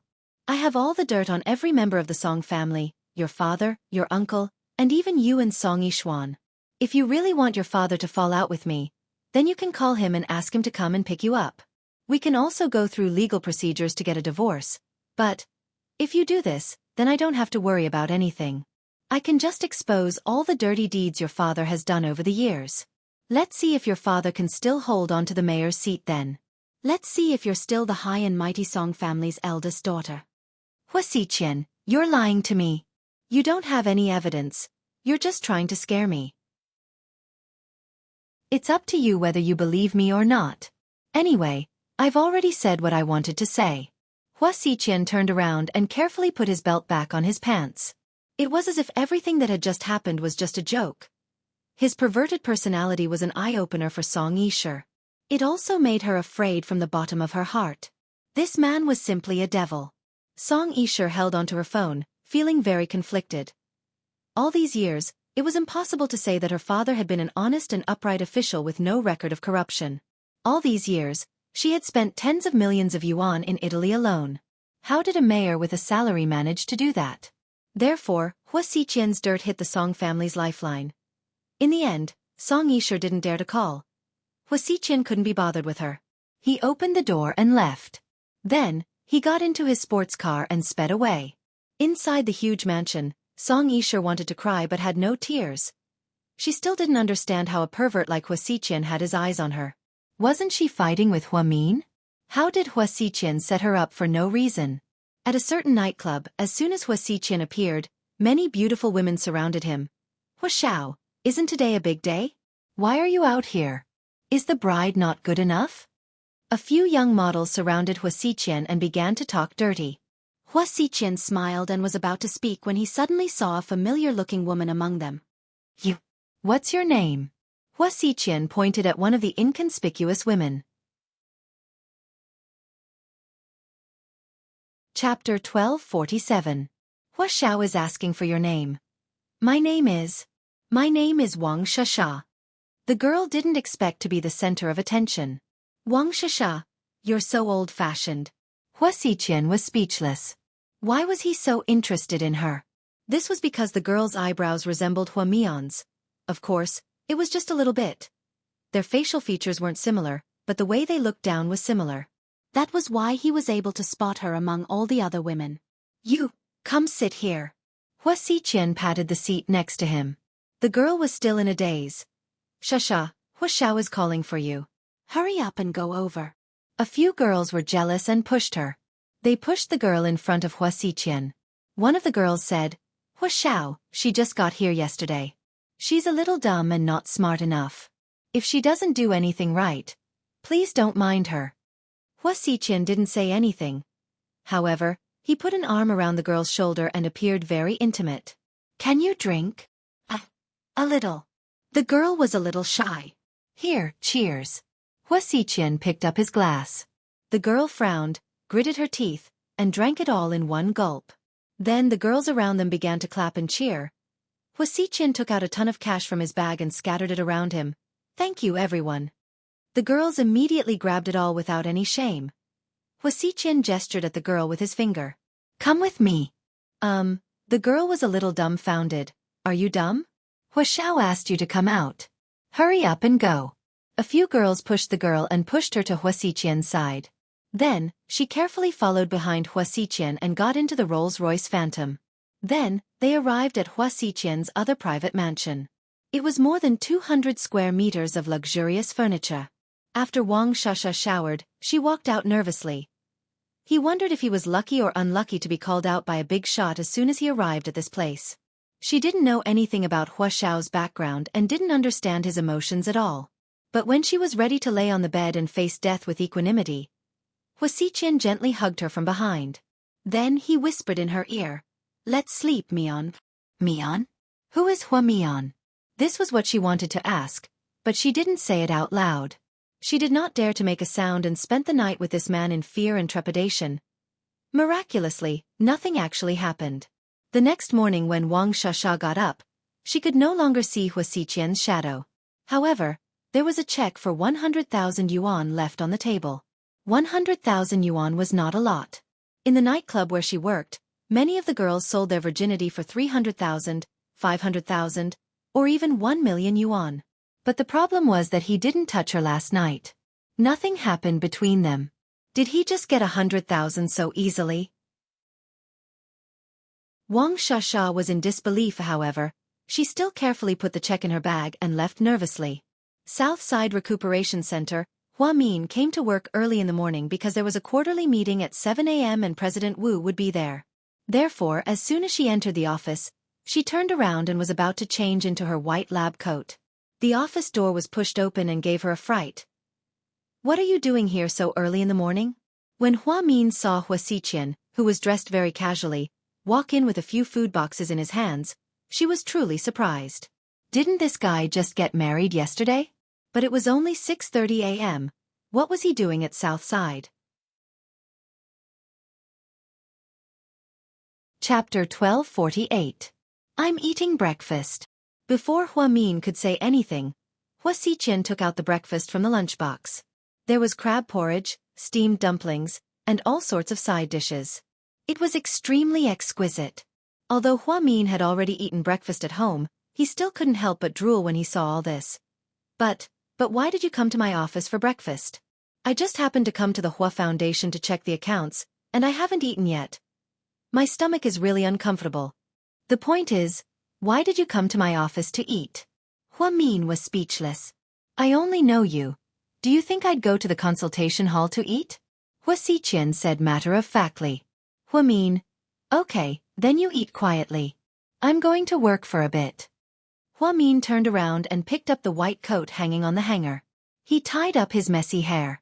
Then, he picked up the black-rimmed glasses on the table and put them on. Immediately, his aura was completely different from before. Hua Xiqian was just about to eat the porridge. He held a small spoon in his hand, but before he could eat, he burst out laughing. What are you laughing at? Hua Xiqian's strange laughter made Hua Min feel like he was crazy. Hua Xiqian raised his head and looked at Hua Min's delicate face. He slowly said, I'm laughing at you, you're clearly a clean, white, and tender girl. Why do you have to dress like a middle-aged woman? Do you have to be mature and experienced to convince patients? What else? If you had prostate problems one day, and you went to the clinic to see a 17 or 18-year-old boy, how would you feel? Hua Xiqian. Little sister Mion, you can't curse me like that, we just had our wedding night last night. Hua Xiqian wasn't angry. Instead, he laughed. He always seemed to have endless patience for Hua Min. That was a good temper that he didn't treat anyone with. I'm just making an analogy. You don't have to take it personally. After Hua Min finished speaking, he lowered his head and took out the documents he would need for the meeting later. Little sister Mion, I bought 2 servings. Do you want some? I'm not eating. The crab porridge is delicious. Hua Xiqian, you're so annoying. Hua Min suddenly raised his head and yelled. The next second, he asked shamelessly, is it Li Ji's crab porridge? Hua Xiqian nodded. Then, she very sensibly pushed the other bowl of crab porridge in front of Hua Min. In the face of such a fragrant crab porridge, in such a chilly morning, Hua Min still couldn't resist the temptation of delicious food. She began to eat without any moral principles. The truth was, Hua Min wasn't as hostile towards Hua Xiqian as before. Hua Min was a smart person. After all this time, she realized that Hua Xiqian didn't do anything to harm her. In fact, he did a lot of things to her advantage. For example, he set up the Hua Foundation at Southside and helped so many people. For example, he helped her deal with the old man and resolve the hatred in her heart. For example, he married Song Yishe for no reason, which made her secretly happy. Putting everything together, Hua Min suddenly felt that Hua Xiqian might not have been hostile towards him in the first place. Then, why should he treat him like an enemy? Qin Chu was right. It was always good to be cautious, but there was no need to treat him like an enemy, right? With this thought, Hua Min let go of her previous prejudice towards Hua Xiqian. The morning sun slowly rose. The window reflected Hua Min's delicate side profile. Hua Xiqian seriously watched Hua Min eat his porridge. At this moment, he was the most beautiful scenery in Hua Xiqian's eyes. Why are you looking at me like that? Hua Min suddenly raised his head and looked into Hua Xiqian's gentle eyes. For a moment, he wasn't used to this. Chapter 1249. You haven't been using eye masks lately, have you? Hua Min was almost convinced by Hua Xiqian's question. Was it really okay for a man to pay attention to the beauty of a female celebrity? She really wanted to kneel down. So, you have crow's feet at the corner of your eyes? Really? Hua Min couldn't believe it, so she raised her hand and touched it. It must be because you've been busy with work and haven't been resting well. Did you use what I asked my secretary to get you last time? Yeah, I used it all. Hua Min nodded. I'll get someone from the company to send you some more. The Hua Xiqian had a famous cosmetics brand that was one of the top brands in the country, so Hua Xiqian knew a lot about cosmetics. Hua Min, on the other hand, was a natural beauty lover. She didn't like makeup and didn't know much about skincare. Therefore, she didn't know much about it. It's okay, I'm still young. I'll be fine. You're young now, but what about 10 years from now? When you're old, do you think Qin Chu will still love your face forever? Hua Min. So you're saying that my husband will have a change of heart and cheat on me? Hua Min's face turned cold. No, what I mean is, Miss Hua Min, it's time for you to take care of your skin, okay?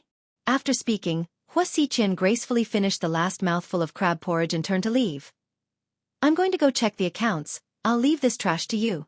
After speaking, Hua Xiqian smiled and walked out of Hua Min's office. Damn, this guy is a pervert. He came to the hospital to eat porridge before the sun rises. Hua Min complained as she cleaned up the mess. After seeing that it was about time, she went to the meeting room on the top floor. She didn't pay attention to the conversation with Hua Xiqian this morning.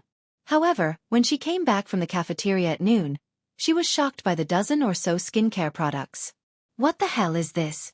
Hua Min looked at the pile of documents on his desk. Hello, Miss Hua Xiqian. I'm the secretary of the president of the Hua Corporation, Mr. Hua Xiqian. He asked me to deliver these skincare products to you. This. How much are these? Hua Min stuttered. She was truly in the wrong. If that black-hearted Hua Xiqian were to demand an exorbitant price of tens of thousands of yuan, how could she bear to part with it? The female secretary couldn't help laughing and replied, The president said that it's a gift for you, Miss Hua. These are the new products that the company has been developing recently. They have just been introduced to the market, and the feedback is good. Please accept them, Miss Hua. Please thank Mr. Hua for me. You're welcome, Miss Hua. Since you're the president's younger sister, this is what I should do. I won't disturb you any further, Miss Hua. Call me if you need anything. After that, the female secretary politely left a business card and turned to leave. Hua Min looked at the platinum-colored boxes of skincare products. There were facial masks, eye masks, and foot masks written on them. The most outrageous one was the butt mask. Ahem. Does anyone buy this? It's so perverted. This was the first time in Hua Min's life that people put masks on their buttocks. Did they think they were phones? Full-body masks? Would the Hua Corporation's cosmetics come out with tempered masks in the future? Explosion-resistant masks? Something like that. It was unimaginable. Hua Min casually picked one up and flipped through it. He was almost shocked by the price tag. It was just eye masks. There were 6 pairs of them inside. The price was actually 3,998 yuan. How ridiculous. 6 pairs of eye masks cost 4,000 yuan. Didn't that mean that a pair of eye masks cost almost 700 yuan? And it was the kind that would be thrown away after use. This price was really exciting. 4,000 yuan per box. Hua Xiqian sent a total of 15 boxes. At first glance, it was estimated to be more than 60,000 yuan. When Hua Xiqian burned money, he was no worse than Su Yu. He was a god-level tycoon. Hua Min didn't need that much himself, so he gave some to his assistant, Chen Jia. The young girl was very flattered. When he got off work, Qin Chu came to pick him up on time. Hua Min put the things in the trunk before getting into the car. Honey, did your hospital give out a fortune? What the hell is that? Soybean oil or flour? Mr. Qin was a genius. Chapter 1250. Soybean oil? Flour? Do you think I'm an elementary school teacher? Hua Min couldn't stop laughing. What are you laughing at? Honey, can you not be so funny? Southside is a high-end rehabilitation center, but after hearing what you said, I feel like it's downgraded. Then what are they? They're skincare products, not from the hospital. They're from Hua Xiqian. Hua Xiqian gave them to you? Qin Chu was slightly surprised. Yeah, I don't know what was wrong with him this morning, but he came to the Hua Foundation really early to check the accounts. When he saw me, he told me that I have crow's feet and insisted on giving me eye masks and face masks. Didn't he send them over at noon? I think he might also want me to advertise the Hua Corporation's new product. Yeah, that's possible. Qin Chu didn't say anything else. He didn't show any signs of jealousy. Hua Xiqian was a very complicated person, and Qin Chu didn't have any evidence to back up his assumptions. He also didn't want to burden Hua Min. Unlike Su Yu, Hua Xiqian was very introverted and liked to keep everything to himself. He also used his actions to prove how good he was to Hua Min, not with words. That was why Hua Min felt very secure when he was with Qin Chu. It was as if he had a feeling that no one in this world loved him more than Qin Chu did. He felt an inexplicable sense of trust and security. Honey, what are we eating tonight? Didn't you want to eat roasted lamb leg a while ago? Let's go, I made reservations. Wow, that's awesome. Hua Min was as happy as a child. He held onto Qin Chu's face and kissed it. His saliva got all over Qin Chu's face, However, Qin Chu, who was a clean freak, refused to wipe it off, because it was the mark of his beloved wife. If Gao Ran saw this, he would probably say that Qin Chu was a crazy wife protector. Hua Min had wanted to eat roast lamb leg for a long time. Hua Min didn't like mutton very much because it had a rank odor. However, the roasted leg of lamb was different. After being marinated with secret ingredients, the leg of lamb did not have a rank odor and was roasted in a stove. It was simply perfect in terms of appearance, smell, and taste. Last time, she and Jiang Xiaowei were about to start eating, but Su Yu and the others came. In order to avoid arousing suspicion, Hua Min slipped away before eating. So she really didn't get to eat a single bite. She had been so busy recently that she had forgotten about it. However, Qin Chu remembered every word she said, even if it was said carelessly. He would remember it in his heart. Every time this happened, Hua Min would feel warmth in his heart. The sufferings that she had suffered with Qin Chu in the past were nothing. However, she didn't know that God's test for them wouldn't end like this. In the end, Hua Min wanted to kill herself several times to end the pain. It was all because she couldn't stand the painful separation from Qin Chu. Of course, this was all in the future. Right now, Hua Min still didn't realize that disaster was coming. When Qin Chu drove, she leaned on his shoulder like a little bird. She smelled his unique scent of hormones. She gently placed her right hand on top of Qin Chu's right hand and interlocked their fingers. "Honey, if you're like this, it's hard for me to concentrate on driving," Mr. Qin complained. "Haha, then pretend that I don't exist." "How can I do that? You're just blatantly seducing me, okay? Then why don't we have sex at that red light up ahead?" Hua Min joked for the first time. Qin Chu's face darkened. "Honey, you know that red light only lasts for 35 seconds. What can we do in such a short time?" "Don't you know what we can do in such a short time?" Hua Min asked in all seriousness. "Are you mocking me?" Mr. Qin finally realized that he had been played. "Ha ha ha ha," Hua Min laughed hysterically. "Very well, I'll remember this and deal with you tonight." Qin Chu didn't know what to do with her, so he pinched her white fingers lovingly. When they arrived at the roasted lamb leg restaurant, Qin Chu was just about to reverse into the parking lot when Hua Min suddenly saw something and said, "Honey, stop the car." Then, she immediately opened the car door and got out. Chapter 1251. Qin Chu looked in the direction that Hua Min was heading, and saw a woman in a red evening gown standing at the entrance of the hotel. It was Hua Yanyan. Hua Yanyan's hair was up in a bun and she wore a very ordinary evening gown that didn't look very expensive. Her makeup wasn't very good either. Compared to Jiang Xiaowei and Song Yisher's wedding, it was a world of difference. Right now she was wearing a wedding corsage on her gown. She was escorting the guests out. When she saw Hua Min, she was also a bit shocked. She didn't expect to see him at an event like this. Hua Min hadn't seen Hua Yanyan in a long time. Apparently, after Shen Jiani lost for nothing, she was living a miserable life. He helped her out twice before, but later, he heard that she was very afraid of Hua Xiqian. So, she found a boyfriend and moved out. Apparently, he was a construction contractor. However, Hua Min didn't expect her to get married so soon. Hua Xiqian's wedding was yesterday, and hers was today. Hua Xiqian's wedding was at a famous 5-star hotel. Hua Yanyan's wedding was at a small restaurant next to the roasted lamb leg. It didn't look very big. She couldn't help but feel a bit sad. She used to be quite famous in the socialite circle. Now, she was in such a predicament. She had to admit that every dog has its day. "You are getting married today?" Hua Min was the first to speak. He looked at Hua Yanyan in a bridal gown in disbelief. "Yes." Hua Yanyan nodded. She was getting married, but no one from her family was present. It was a very lonely day. After Hua Xiqian knocked Hua Zhanghai down, he retreated to a 3-bedroom apartment in the Hua Manor to recuperate. He refused to see anyone, and it seemed like he had suffered quite a blow. Hua Xiqian hired a nurse to take care of him, so no one could see him.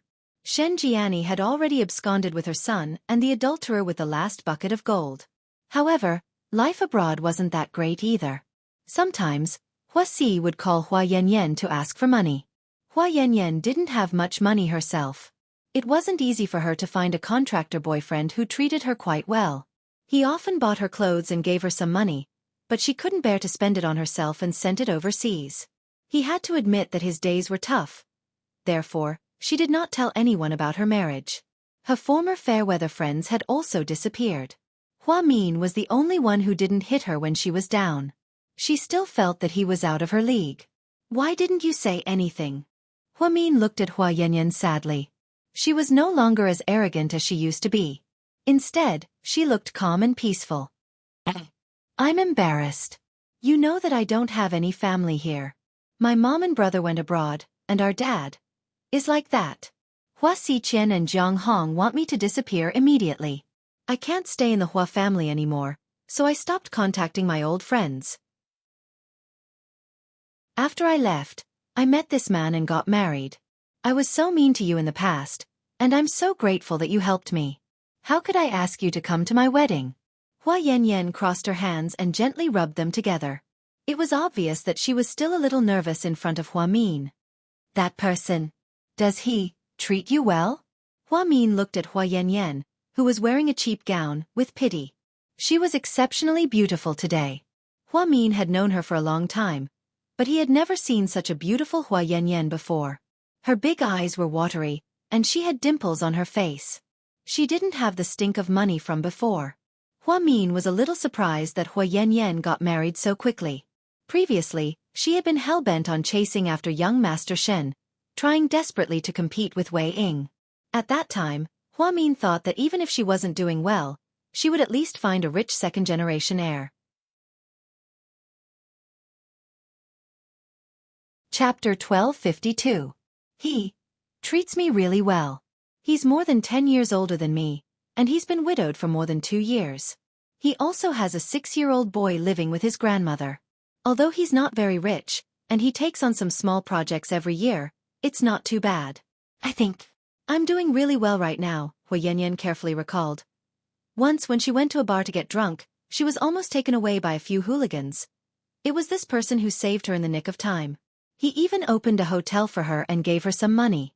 Hua Yanyan hadn't felt this kind of warmth in a long time, especially when she was at her lowest point in life.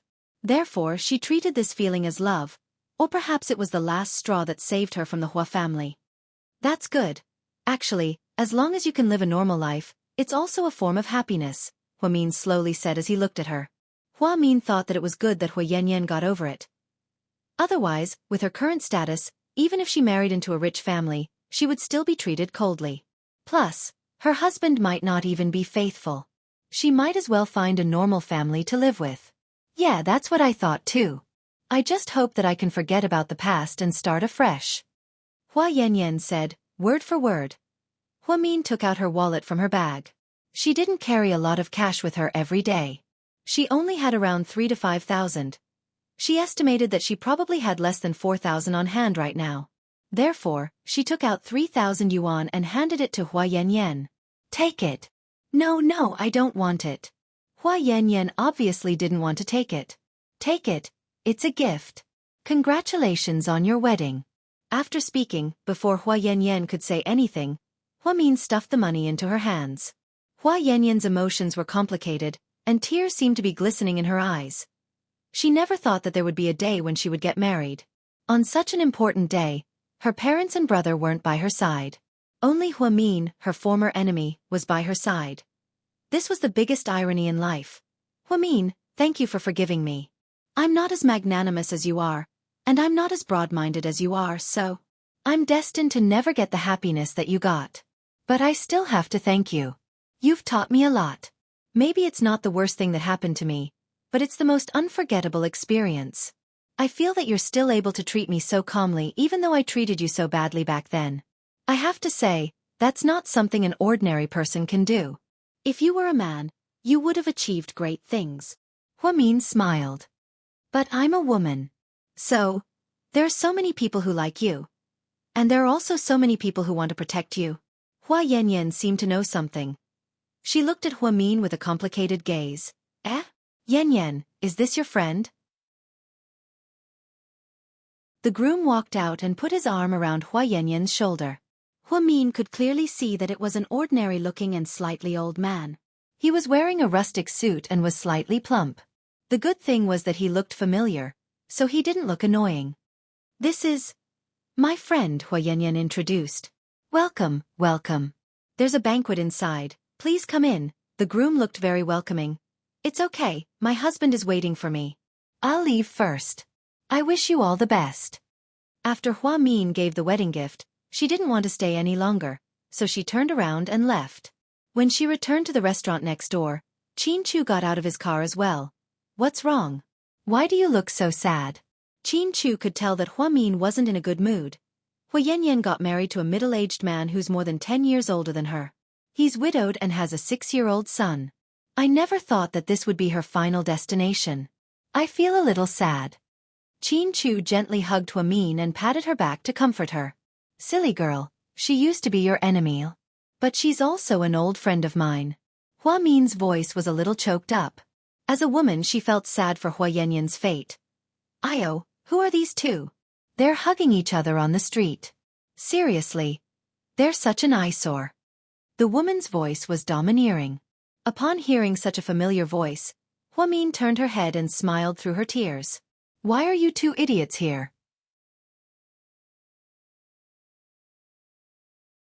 Chapter 1253. When Hua Min saw Jiang Xiaowei and Zhu Lingling, she was pleasantly surprised. Everyone had been busy for the past few days, and aside from the occasional WeChat message, they didn't really keep in touch. When she was in such a low mood, she was able to see her two best friends who were on extremely good terms with each other. It was really as if the clouds had dispersed and the mist had dispersed.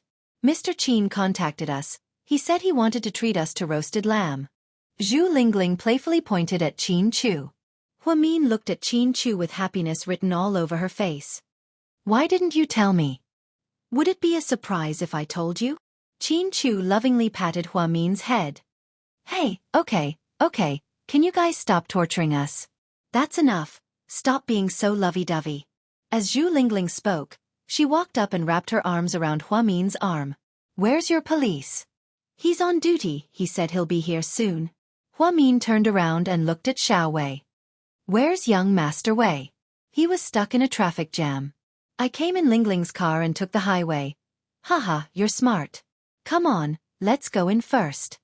As he spoke, Hua Min walked into the restaurant with Zhu Lingling on his left arm and Jiang Xiaowei on his right arm. Qin Chu booked a luxurious private room. The three of them sat inside, and Hua Min and her two best friends chatted and laughed, completely forgetting about the sadness they felt because of Hua Yanyan. Qin Chu was on his phone doing business. Soon, Wei Liao and Gao Ran arrived as well. The three couples sitting together were especially eye-catching, because they were all handsome guys and pretty girls. There was even a hilarious episode in the middle. A waiter knocked on the door and came in, asking for a photo and autographs. At the time, Gao Ran asked in a showy manner, "Do I look like a celebrity?" "Actually, I'm not." Who knew that the waiter would reply, "No, it's just that you guys are pretty good-looking, and maybe one of you will become famous in the future. So, I wanted to take a photo with you guys first. What if you become famous in the future?" After the waiter said this, the others couldn't help but laugh.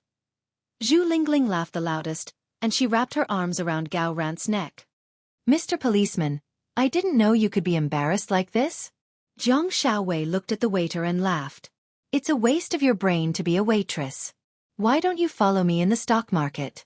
You have such foresight and can even see the future. You're really a genius." Actually, this waiter's eyes.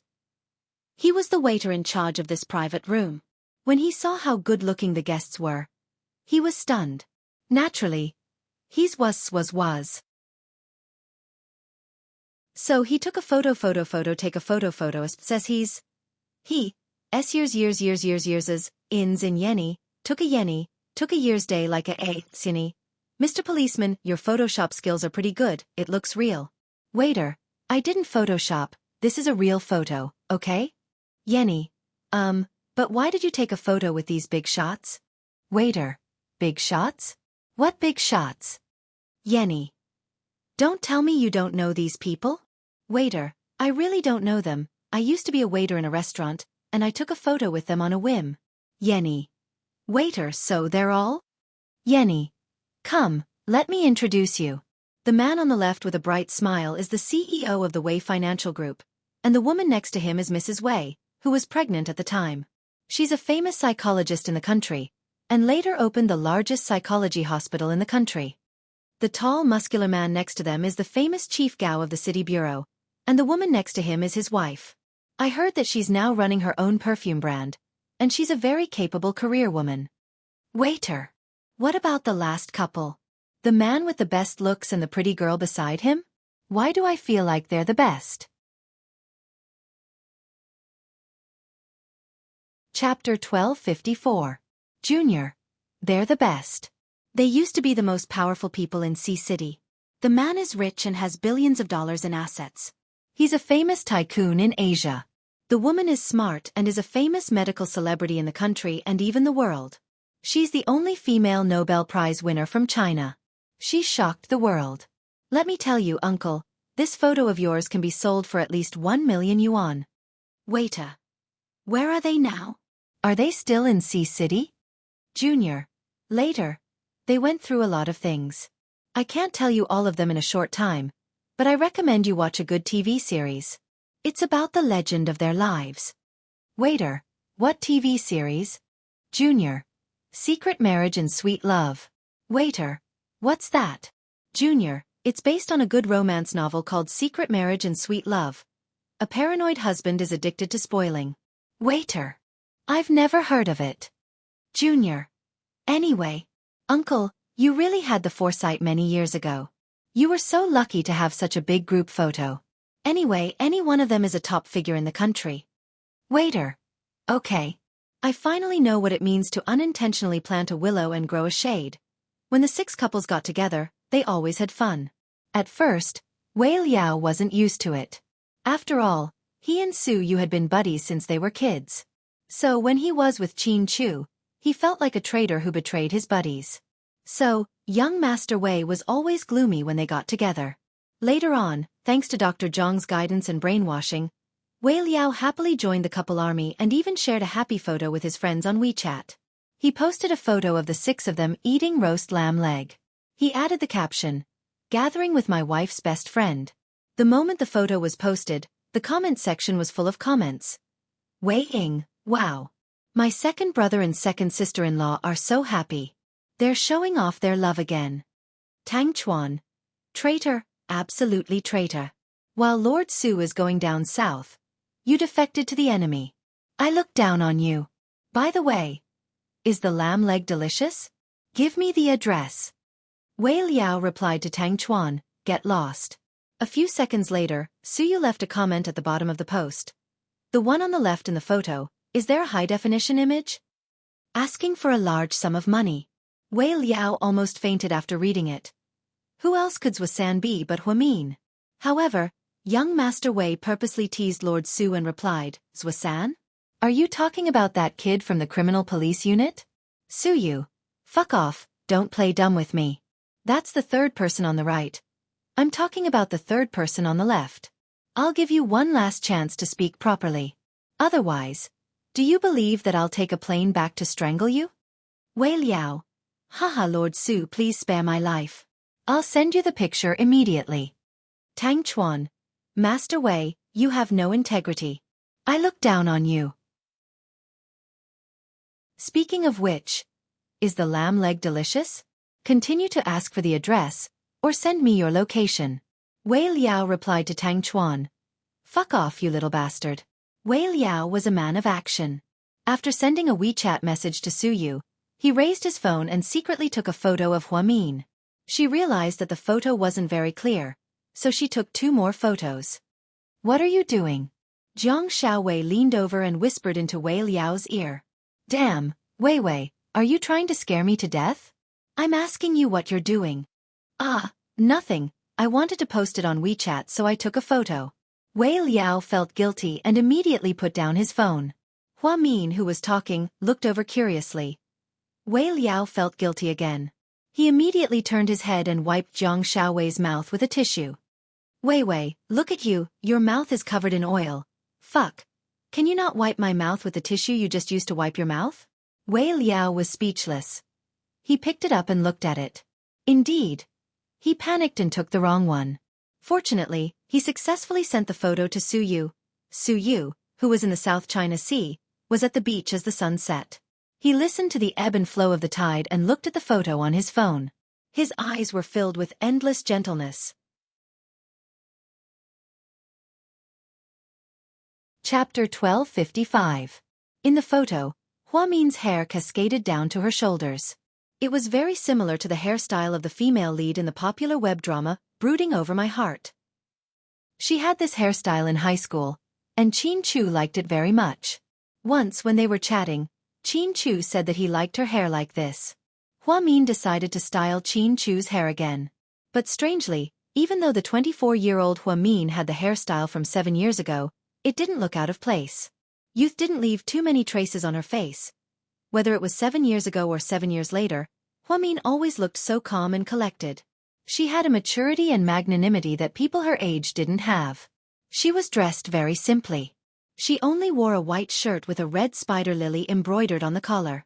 The black silk thread set off the white shirt, and it looked exceptionally beautiful. With a delicate face and such a fresh outfit, Hua Min always gave people the feeling of being bathed in the spring breeze. Suyu quietly looked at the photo and felt an inexplicable sense of tranquility in his heart. It was said that one's honey was another's arsenic. This saying was not false at all when it came to Suyu. To Chin Chu, Hua Min was his honey. Their high school days were Chin Chu's most beautiful treasures. To Suyu, Hua Min's purity, which he didn't have time to participate in, was a touch of arsenic. Every time he saw her and Chin Chu standing together and smiling happily, he would feel so much pain that he wanted to die. Young master. The chief wants you to go back for a meeting. Okay. Suyu carefully put away his phone and walked in the direction of the military camp. When he followed his grandfather to the south, he wasn't a playboy who ate, drank, and played all day. Instead, he put on a military uniform and trained every day like the soldiers. He went to bed early and woke up early, doing what a normal soldier should do. So, every day was very fulfilling. He didn't dare to let himself relax, because whenever he had time, his thoughts would run wild. Whenever his thoughts ran wild, he would think of the girl named Hua Min. Whenever he thought of the girl named Hua Min, his heart would hurt again. It was an endless cycle. Back at the military camp, Grandpa was having a meeting with a few subordinates. When they saw Suyu come in, they smiled. You're getting better and better. It's time to find a wife. Uncle Zhang cancelled it. I'm still too young. Suyu. Young?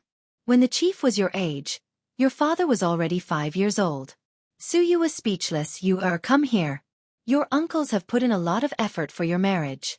They even picked out a lot of pictures of female soldiers from the military doctors. Come and take a look. Don't you like female doctors the most? These are all. Grandpa Su had more than 20 photos of girls in military uniforms. Each one was prettier than the other. Grandpa, what's wrong? Grandpa, I came down south with you to experience life again. I'm not here to find a wife. Besides, if I wanted to find one, there are plenty in our hometown. There's no need for me to come all the way here. Listen, my grandson. When he's arguing, he's so reasonable. Master Lord Su pointed at Suyu helplessly. Don't make things too difficult for your grandpa. He's old. Grandpa's subordinates tried to persuade him. Suyu glanced at them and then at Lord Su. Then he said word by word, I didn't make things difficult for Grandpa. Grandpa, please don't make things difficult for me. I'm an adult and have the right to make my own choices. If Grandpa wants, I can dedicate my life to the army. Even if I die for the country, I won't regret it. But please don't make things difficult for me in this aspect. I only have one heart. I want to make my own decisions. Suyu pointed at his chest and said proudly, You're the one who said that. Lord Su's eyes moistened when he heard this. He casually put the photo aside. He sighed. Forget it, little brat. I won't care about you anymore. You can do whatever you want in the future, but you'll always be my proudest grandson. In a restaurant in Sea City, the 6 couples were eating and the atmosphere was very lively. Zhu Lingling, the clown, suggested, Why don't we play a game to test your IQ? What do you think? Chapter 1256. Ahem. Lingling, calm down. Don't take things too hard, okay? Gao Ran quickly stopped Zhu Lingling. Zhu Lingling rolled her eyes at him. How am I taking things too hard? Are you sure you want to play an IQ test game with Hua Min and Dr. Jiang? Gao Ran purposely dragged out his words. Wei Liao and Qin Chu both smiled but didn't say anything. So what? Zhu Lingling was still arrogant. Are you sure you don't want to die? It's fine if we're not smart. But can't we have some self-awareness? I'm not going to do something like that. Fine, if you don't agree. You can move out of my house tonight. Gao Ran. You can't threaten me like that, right? Gao Ran looked like he was about to cry. Zhu Lingling's unreasonable behavior was super uncute. Oh, are you guys living together? Hua Min covered his mouth and laughed. Yeah, aren't you going to invite us to cook the pot? Are we still considered best friends? Jiang Xiaowei added fuel to the fire. Only then did Zhu Lingling realize that she had let the cat out of the bag. Gao Ran covered his head and sighed. I'm not afraid of a godlike opponent, but I'm afraid of a pig-like teammate. What are you talking about? Zhu Lingling raised her voice. Gao Ran was so scared that he immediately sat up straight and said, I say, Lingling, whatever you say is right. Let's play a game that tests our IQ. Worst comes to worst, we'll be the first to get 5th or 6th place. Zhu Lingling. Would it really be that bad? Zhu Lingling didn't believe it. Hey, you guys with insanely high IQs, do you dare to play? Zhu Lingling looked at Jiang Xiaowei and Hua Min provocatively. I'm fine with anything, Hua Min replied calmly. Same here, Jiang Xiaowei replied domineeringly. Zhu Lingling put her hands on her hips and looked back at Qin Chu and Wei Liao. What about you two? I'll listen to my wife. Wei Liao hugged Xiaowei and said sweetly. Qin Chu pinched Hua Min's cheek. My Mian has the final say. Gao Ran looked at the two of them with disdain. I really look down on you two henpecked slaves. Then, he leaned over to Zhu Lingling with a cheeky smile and asked, Lingling, as long as you're happy, anything is fine? Qin Chu was speechless. Wei Liao was speechless. So, stop making fun of us, you're a slave to your wife. Is the pot calling the kettle black? Mr. Qin retorted. However, Gao Ran shamelessly said, Please, I'm different from you. How are we different? Wei Liao froze. You guys have wives, and I'm your girlfriend. So we're different, Gao Ran said with a smug smile. So we're legally sleeping together, and you're illegally living together? Is it really okay to knowingly break the law? The people's police are a bit. Wei Liao laughed. Yeah, what's the phone number of the municipal bureau? I want to report it. Qin Chu cooperated. Gao Ran. Ahem. Everyone come, let's eat and drink, let's eat and drink. He dug a hole and ended up falling into it himself. It wasn't the first time Gao Ran did this, and everyone was already used to it. At this moment, Zhu Lingling was still in high spirits. Are you guys going to play or not? Of course, Sister Lingling is finally in the mood, why not? Hua Min laughed. Yeah, we'll definitely risk our lives to play with you. Jiang Xiaowei replied while playing on her phone. Don't think you're so great just because you guys have high IQ. Let me tell you, our game this time is very difficult. You might not win just because you're smart. Zhu Lingling said confidently. Chapter 1257. So what are the rules? Sister Lingling, can you tell us about them? Hua Min rarely saw Zhu Lingling so happy, so he decided to play along with her. Let's talk about the stakes first. The loser will put 1,000 yuan on the table, and the winner will take it all. Okay. You're obviously trying to scam us. Hua Min laughed. Yes, that's what I mean. Do you guys dare to play? I'm okay. We're all okay. Hua Min and Jiang Xiaowei knew Zhu Lingling well, so they accepted the challenge without even thinking. The problem was, Zhu Lingling hadn't told them the rules yet. So, the beautiful and kind Miss Zhu Lingling, can you tell us the rules of the game now? Gao Ran was getting impatient. The rules of the game are actually very simple. We just have to tell jokes. Finally, Zhu Lingling laid out her cards. Tell jokes? What? What kind of IQ game is this? Gao Ran was speechless. Let's each tell a story. If everyone laughs, you win. If one person doesn't laugh, you lose. The loser has to take out 1,000 yuan and put it on the stage in the middle. The winner takes it all. Ha! Zhu Lingling was extremely proud of herself. Look at how cocky you are, as if you're going to win for sure. Jiang Shaowei laughed as she looked at Zhu Lingling. So, everyone, tell us the most classic joke of your life. We're going to talk about heroes while drinking. Then, Zhu Lingling took the initiative to pick up the wine glass and filled everyone's glass. Jiang Shaowei was pregnant, so she used mineral water instead. In the end, after everyone drank a cup of wine together, Gao Ran proudly stood up. I'll tell a joke first. I'm an expert at telling jokes. Everyone in our station is laughing so hard that they can't stop. So you're done? Mr. Qin asked quietly from the side. Bullshit, I haven't said anything yet, okay? Gao Ran glared at Qin Chu. Hua Min and Jiang Shaowei were amused. Hurry up and tell us. Don't waste our time. Zhu Lingling pushed Gao Ran's waist with her fist. Gao Ran began to narrate the story vividly. It was said that an abbot was meditating when he suddenly encountered a bandit who placed a large saber on his neck. Bandit.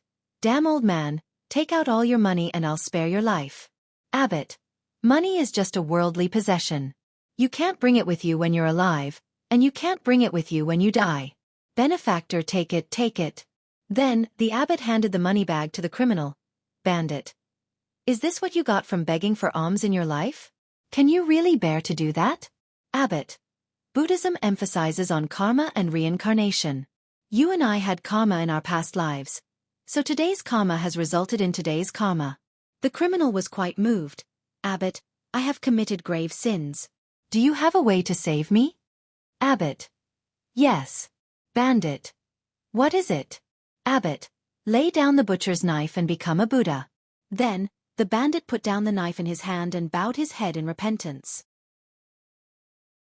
The abbot took a step forward, picked up the large saber on the ground, and placed it on the bandit's neck. He scolded, Give me back my money, you little bastard. After Gao Ran finished narrating the story vividly, Hua Min and Jiang Shaowei laughed out loud. Qin Chu and Wei Liao were more reserved. They only smiled slightly. Zhu Lingling, who was beside him, looked calm. She actually didn't laugh. Eh? You're not giving me face? Gao Ran complained. Zhu Lingling stretched out her hand. Cut the crap. Pay up. Gao Ran felt that his story was quite funny. If he told this joke once in the bureau, both the newcomers and the seniors would laugh.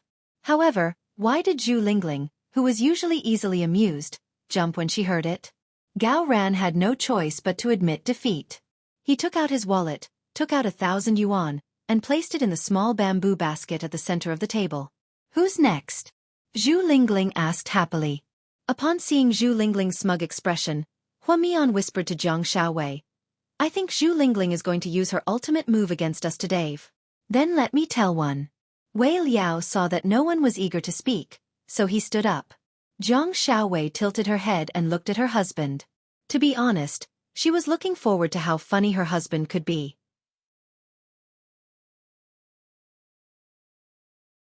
Chapter 1258. Little Chick wants to know what happiness is. So he went to ask the tiger, and the tiger said that happiness is being together as a family.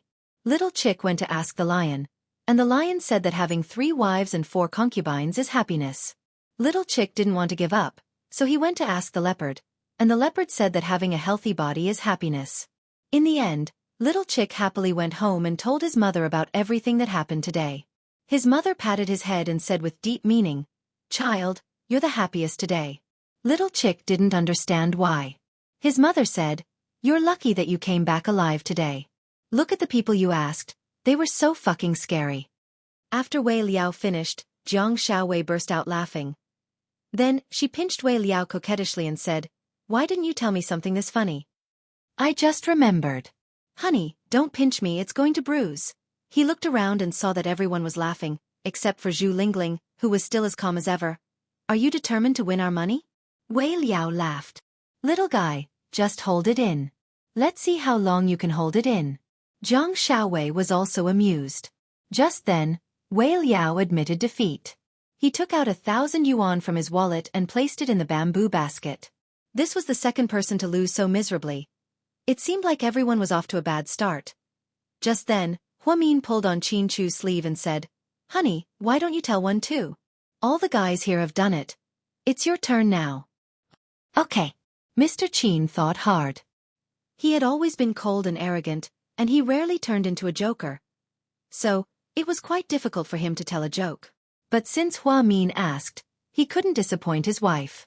So, Chin Chu stood up awkwardly and said seriously, "Then I'll tell one. It might not be funny, and there might be an awkward silence." "It's okay, your joke doesn't have to be funny. Just take 1,000 yuan. Gao Ran interrupted. Hua Min applauded for Chin Chu like a little girl. Then she raised her fist and said, "Hubby, you can do it." Chin Chu nodded and said, "There was an old farmer who raised a pig for many years. The pig was very strong, but he was reluctant to kill it. Then one day, people from the Animal Protection Association came to the village for an inspection and asked him, 'What does your pig eat every day?' He said wild vegetables. The people from the Animal Protection Association were unhappy. They said that the pig was given such poor food and that it was animal cruelty. They would be fined 500 yuan. The old farmer felt uncomfortable, but he obediently paid the fine. The next day, people from the charity organization came and asked him, 'What do your pigs eat?' He said, 'My pig eats fish and meat every day. In short, whatever we eat, the pig will eat.' In the end, the people from the charity organization said that it was a waste of food. Many children in the mountainous areas could not even afford to eat steamed buns. They fined him 500 yuan. The old farmer felt aggrieved, but he still paid the fine obediently. On the third day, the leaders of the county came to inspect and asked him, 'What do your pigs eat every day?'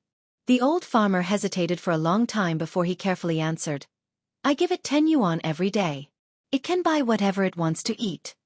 After Chin Chu finished, everyone laughed again. Hua Min gave him a thumbs up. "This is the first time I've heard my husband tell a joke so formally. It's pretty funny." "Chin Chu, I didn't know you had such a funny side. Haha." Zhang Xiaowei couldn't stop laughing. Wei Liao and Gao Ran also enjoyed it. Just then, everyone turned to look at Zhu Lingling. They saw that she was still expressionless and calm. "My Lingling didn't laugh again?" Gao Ran raised his eyebrows. Without another word, Chin Chu immediately took out 1,000 yuan and placed it in the bamboo basket. The three men all failed miserably. "Xiaowei, you do one and break through Zhu Lingling's zombie face." Hua Min looked at Zhang Xiaowei and said, "Okay, leave the difficult task to me. I promise to tell the funniest joke. I'm telling you guys, I'm counting on this joke for the rest of my life." Zhang Xiaowei rolled up her sleeves and stood up with great fanfare. Wei Liao carefully supported her, afraid that she would fall. "Honey, calm down, don't move too much. Haha, take it easy. Listen up, all of you." Zhang Xiaowei was full of confidence as soon as she started. She had a PhD in psychology, so she should be able to grasp everyone's thoughts, right? Everyone immediately placed their hopes on her.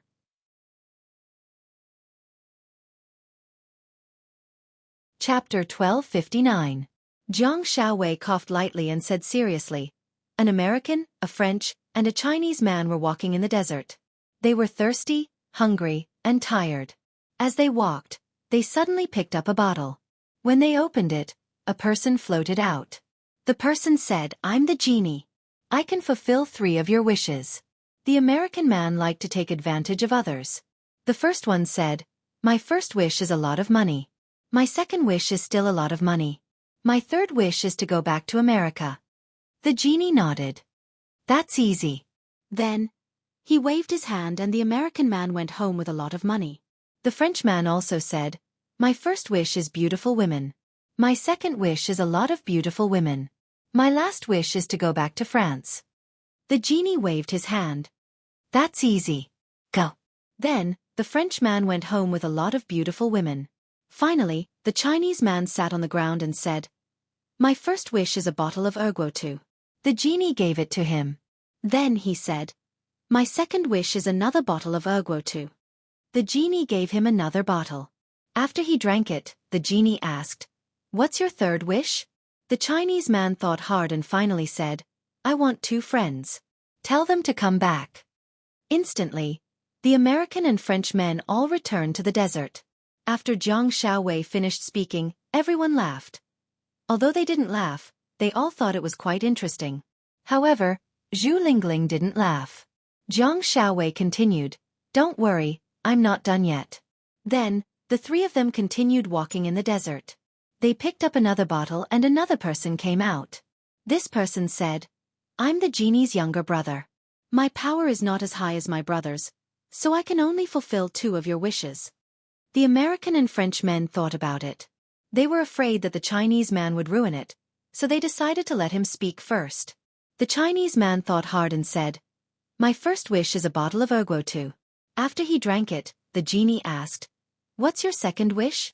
The Chinese man thought about it and said, "I don't have any more wishes. You can go back first." The French and Americans were dumbfounded. Before they could even say their wishes, the genie had left. Huamin hugged Qin Chu's neck and laughed uncontrollably. Wei Liao lowered his head and took out his phone to take a short video, laughing as he did so. Gao Ran was also laughing uncontrollably. He said, "Dr. Jiang, this is good. I'm going to keep it for my subordinates when I go back to the station." Everyone looked at Zhu Lingling again. She still didn't smile. Jiang Xiaowei felt embarrassed and immediately said, "Before I could finish, the 3 of them left and picked up another bottle." Another lamp god came out and said, "I'm the disciple of the 2 lamp gods just now.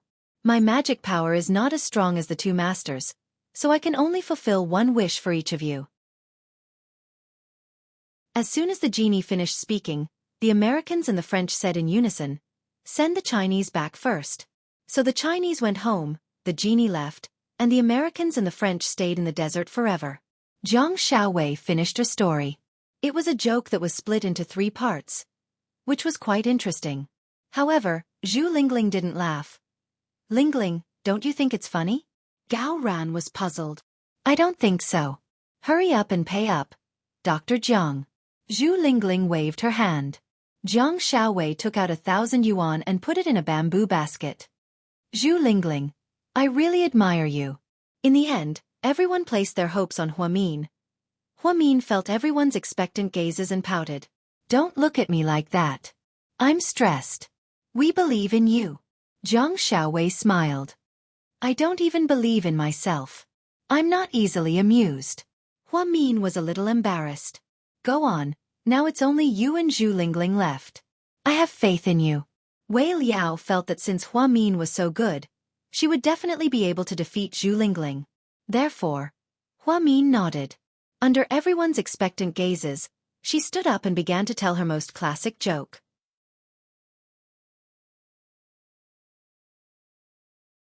Chapter 1260. As the final guest, Zhu Lingling received a lot of attention. No matter what others said, she didn't laugh. She was amazing. Zhu Lingling looked around and said calmly, "There was once a king who had a pet that he loved very much. It was an elephant. Because the king doted on this elephant for many years, it became very arrogant. Many people didn't dare to provoke it. Finally, when it was time for the king's daughter, the princess, to get married, the king suddenly had an idea. He said that he would marry his daughter to whoever could make his elephant shake its head, nod its head, and sit down in the pool. Many unmarried young men came to try it out, but they all failed. One day, a young beggar came and asked the king if he could try. The king thought that he couldn't do it, so he nodded. The beggar came to the elephant and asked, "Do you know me?" The elephant shook its head. Then he asked, "I heard that you're quite awesome?" The elephant nodded. Finally, he took out a torch and lit up the elephant's tail. The elephant sat down in the pool in a hurry. Everyone was surprised, and the king was even more surprised. However, he wasn't willing to marry the princess to the beggar, so he deliberately made things difficult for the beggar and said, "This time doesn't count. If you can make my elephant nod its head, shake its head, and sit down in the pool, I'll admit defeat." The beggar didn't panic. He came to the elephant again and asked, "Bro, do you still recognize me?" The elephant nodded timidly. He continued to ask, "Are you still awesome?" The elephant took 2 steps back and shook its head. Finally, he took out a torch and continued, "I don't need to tell you what to do, right?" The elephant nodded, and without another word, sat down in the pool. After Zhu Lingling finished, everyone laughed. Although it wasn't a roar of laughter, everyone had a happy expression on their faces. "You're all laughing. Does the money belong to me?" Zhu Lingling was happy. Yes, yes, yes. You're the best. Take it. We were tricked by you this time." Jiang Xiaowei covered her mouth and laughed. Although everyone lost money, they were happy, How big of an honor would it take to have such a group of people tell jokes one by one? Especially Qin Chu. It was the first time that even Hua Min had heard him tell a joke. Zhu Lingling happily pocketed the 5,000 yuan she had won. Hua Min said with a smile, "Lingling is such a scammer. She must be doing this on purpose. Speaking of which, I thought of another story." "What story?" Everyone was puzzled. Hua Min said with a smile, "A joke-telling competition was held in the forest. Every little animal took turns to tell a joke. If one of them didn't laugh, they had to throw the joke-telling animal into the river as punishment. The first one to go on stage was Little Monkey. Little Monkey told a joke and everyone laughed except for Little Pig. Helpless, he could only throw the little monkey into the river. The second person to tell a joke was the giraffe. Everyone laughed, but Piglet didn't laugh. Helpless, everyone threw the giraffe into the river as well. The third person to go on stage was Xiao Niu. Xiao Niu told a joke that was so cold. No one laughed. Only Piglet laughed. It was very magical. Xiao Ma asked Piglet, "Xiao Niu's joke is not funny. Why did you laugh?" "Can you guys guess what Little Pig said?"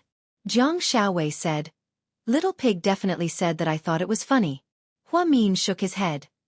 "Maybe Little Pig and Little Cow are good friends?" Wei Liao guessed. Hua Min continued to shake his head. "What's going on? Why did Little Pig laugh? Tell us." Gao Ran asked curiously.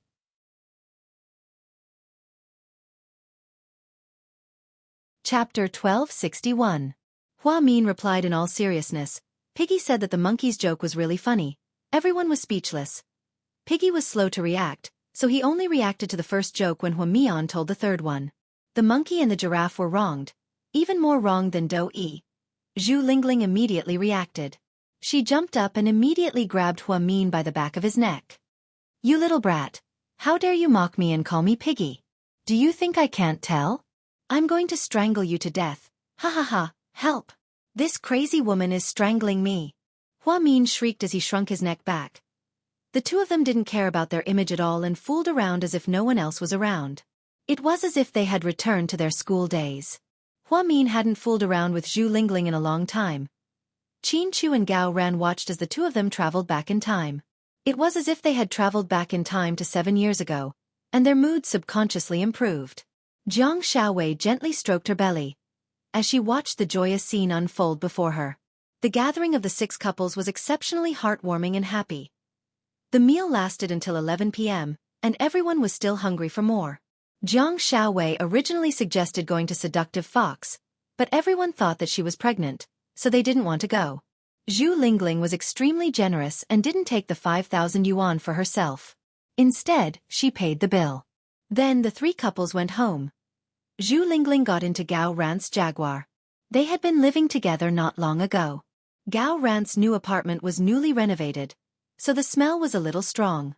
Therefore, the two of them temporarily stayed at Zhu Lingling's rented mansion. After they got into the car, Gao Ran helped Zhu Lingling put on her seatbelt. When Gao Ran leaned over to help her put on her seatbelt, Zhu Lingling suddenly hugged him gently. Her gentle action surprised Gao Ran slightly. "Lingling, what's wrong?" "Gao Ran, thank you for loving me." Gao Ran didn't think that this girl would suddenly become so serious, so he really didn't know what to say. Then, Zhu Lingling continued, "Actually, I don't have much confidence in myself. I'm not as smart as Hua Min, I'm not as mature as Jiang Xiaowei, and I don't have the ability to read people's minds. Compared to them, I'm the most ordinary of us. I'm just a silly girl who likes to laugh and laugh. I thought a person like me was destined to never be happy. I didn't expect you to give me what I wanted. Sometimes, I feel like it's unreal. You're the son of a high-ranking official and you're so outstanding, while I'm just the daughter of an ordinary person. I'm silly, have a bad temper, and have a sharp tongue, but you're still willing to love me. So, I really have to thank you. My most handsome policeman." Zhu Lingling wrapped her arms around Gao Ran's neck and softly confessed to him. Gao Ran felt like his heart was about to melt. He really wasn't used to the woman who was usually so aggressive suddenly becoming so gentle. "Lingling, why are you acting so strange? Are you going to break up with me?" Gao Ran felt like this was a sign of breaking up. Usually when two people were about to break up, the woman would say things like, "You're really great, but we're not suitable for each other. Break up my ass. If you dare to break up with me, I'll chase you to the ends of the earth." Zhu Lingling revealed her true colors. Gao Ran looked at her and saw that she was still the original Zhu Lingling. Only then did he relax. "You scared me. I thought you were possessed by a ghost." Gao Ran laughed. "Possessed your ass. Do you even understand what I'm saying?" Zhu Lingling looked up and pouted as she asked unhappily. "Then what are you talking about?" Gao Ran deliberately played dumb. "You're tuning in to the Dreamy Chapters YouTube channel. We're so grateful for your support, and don't forget to subscribe to join us on this incredible journey through captivating stories. Your generosity through donations truly makes a world of difference, as it's the primary source of revenue that allows me to expand and enhance this channel for you. Thank you from the bottom of my heart for being a part of this adventure."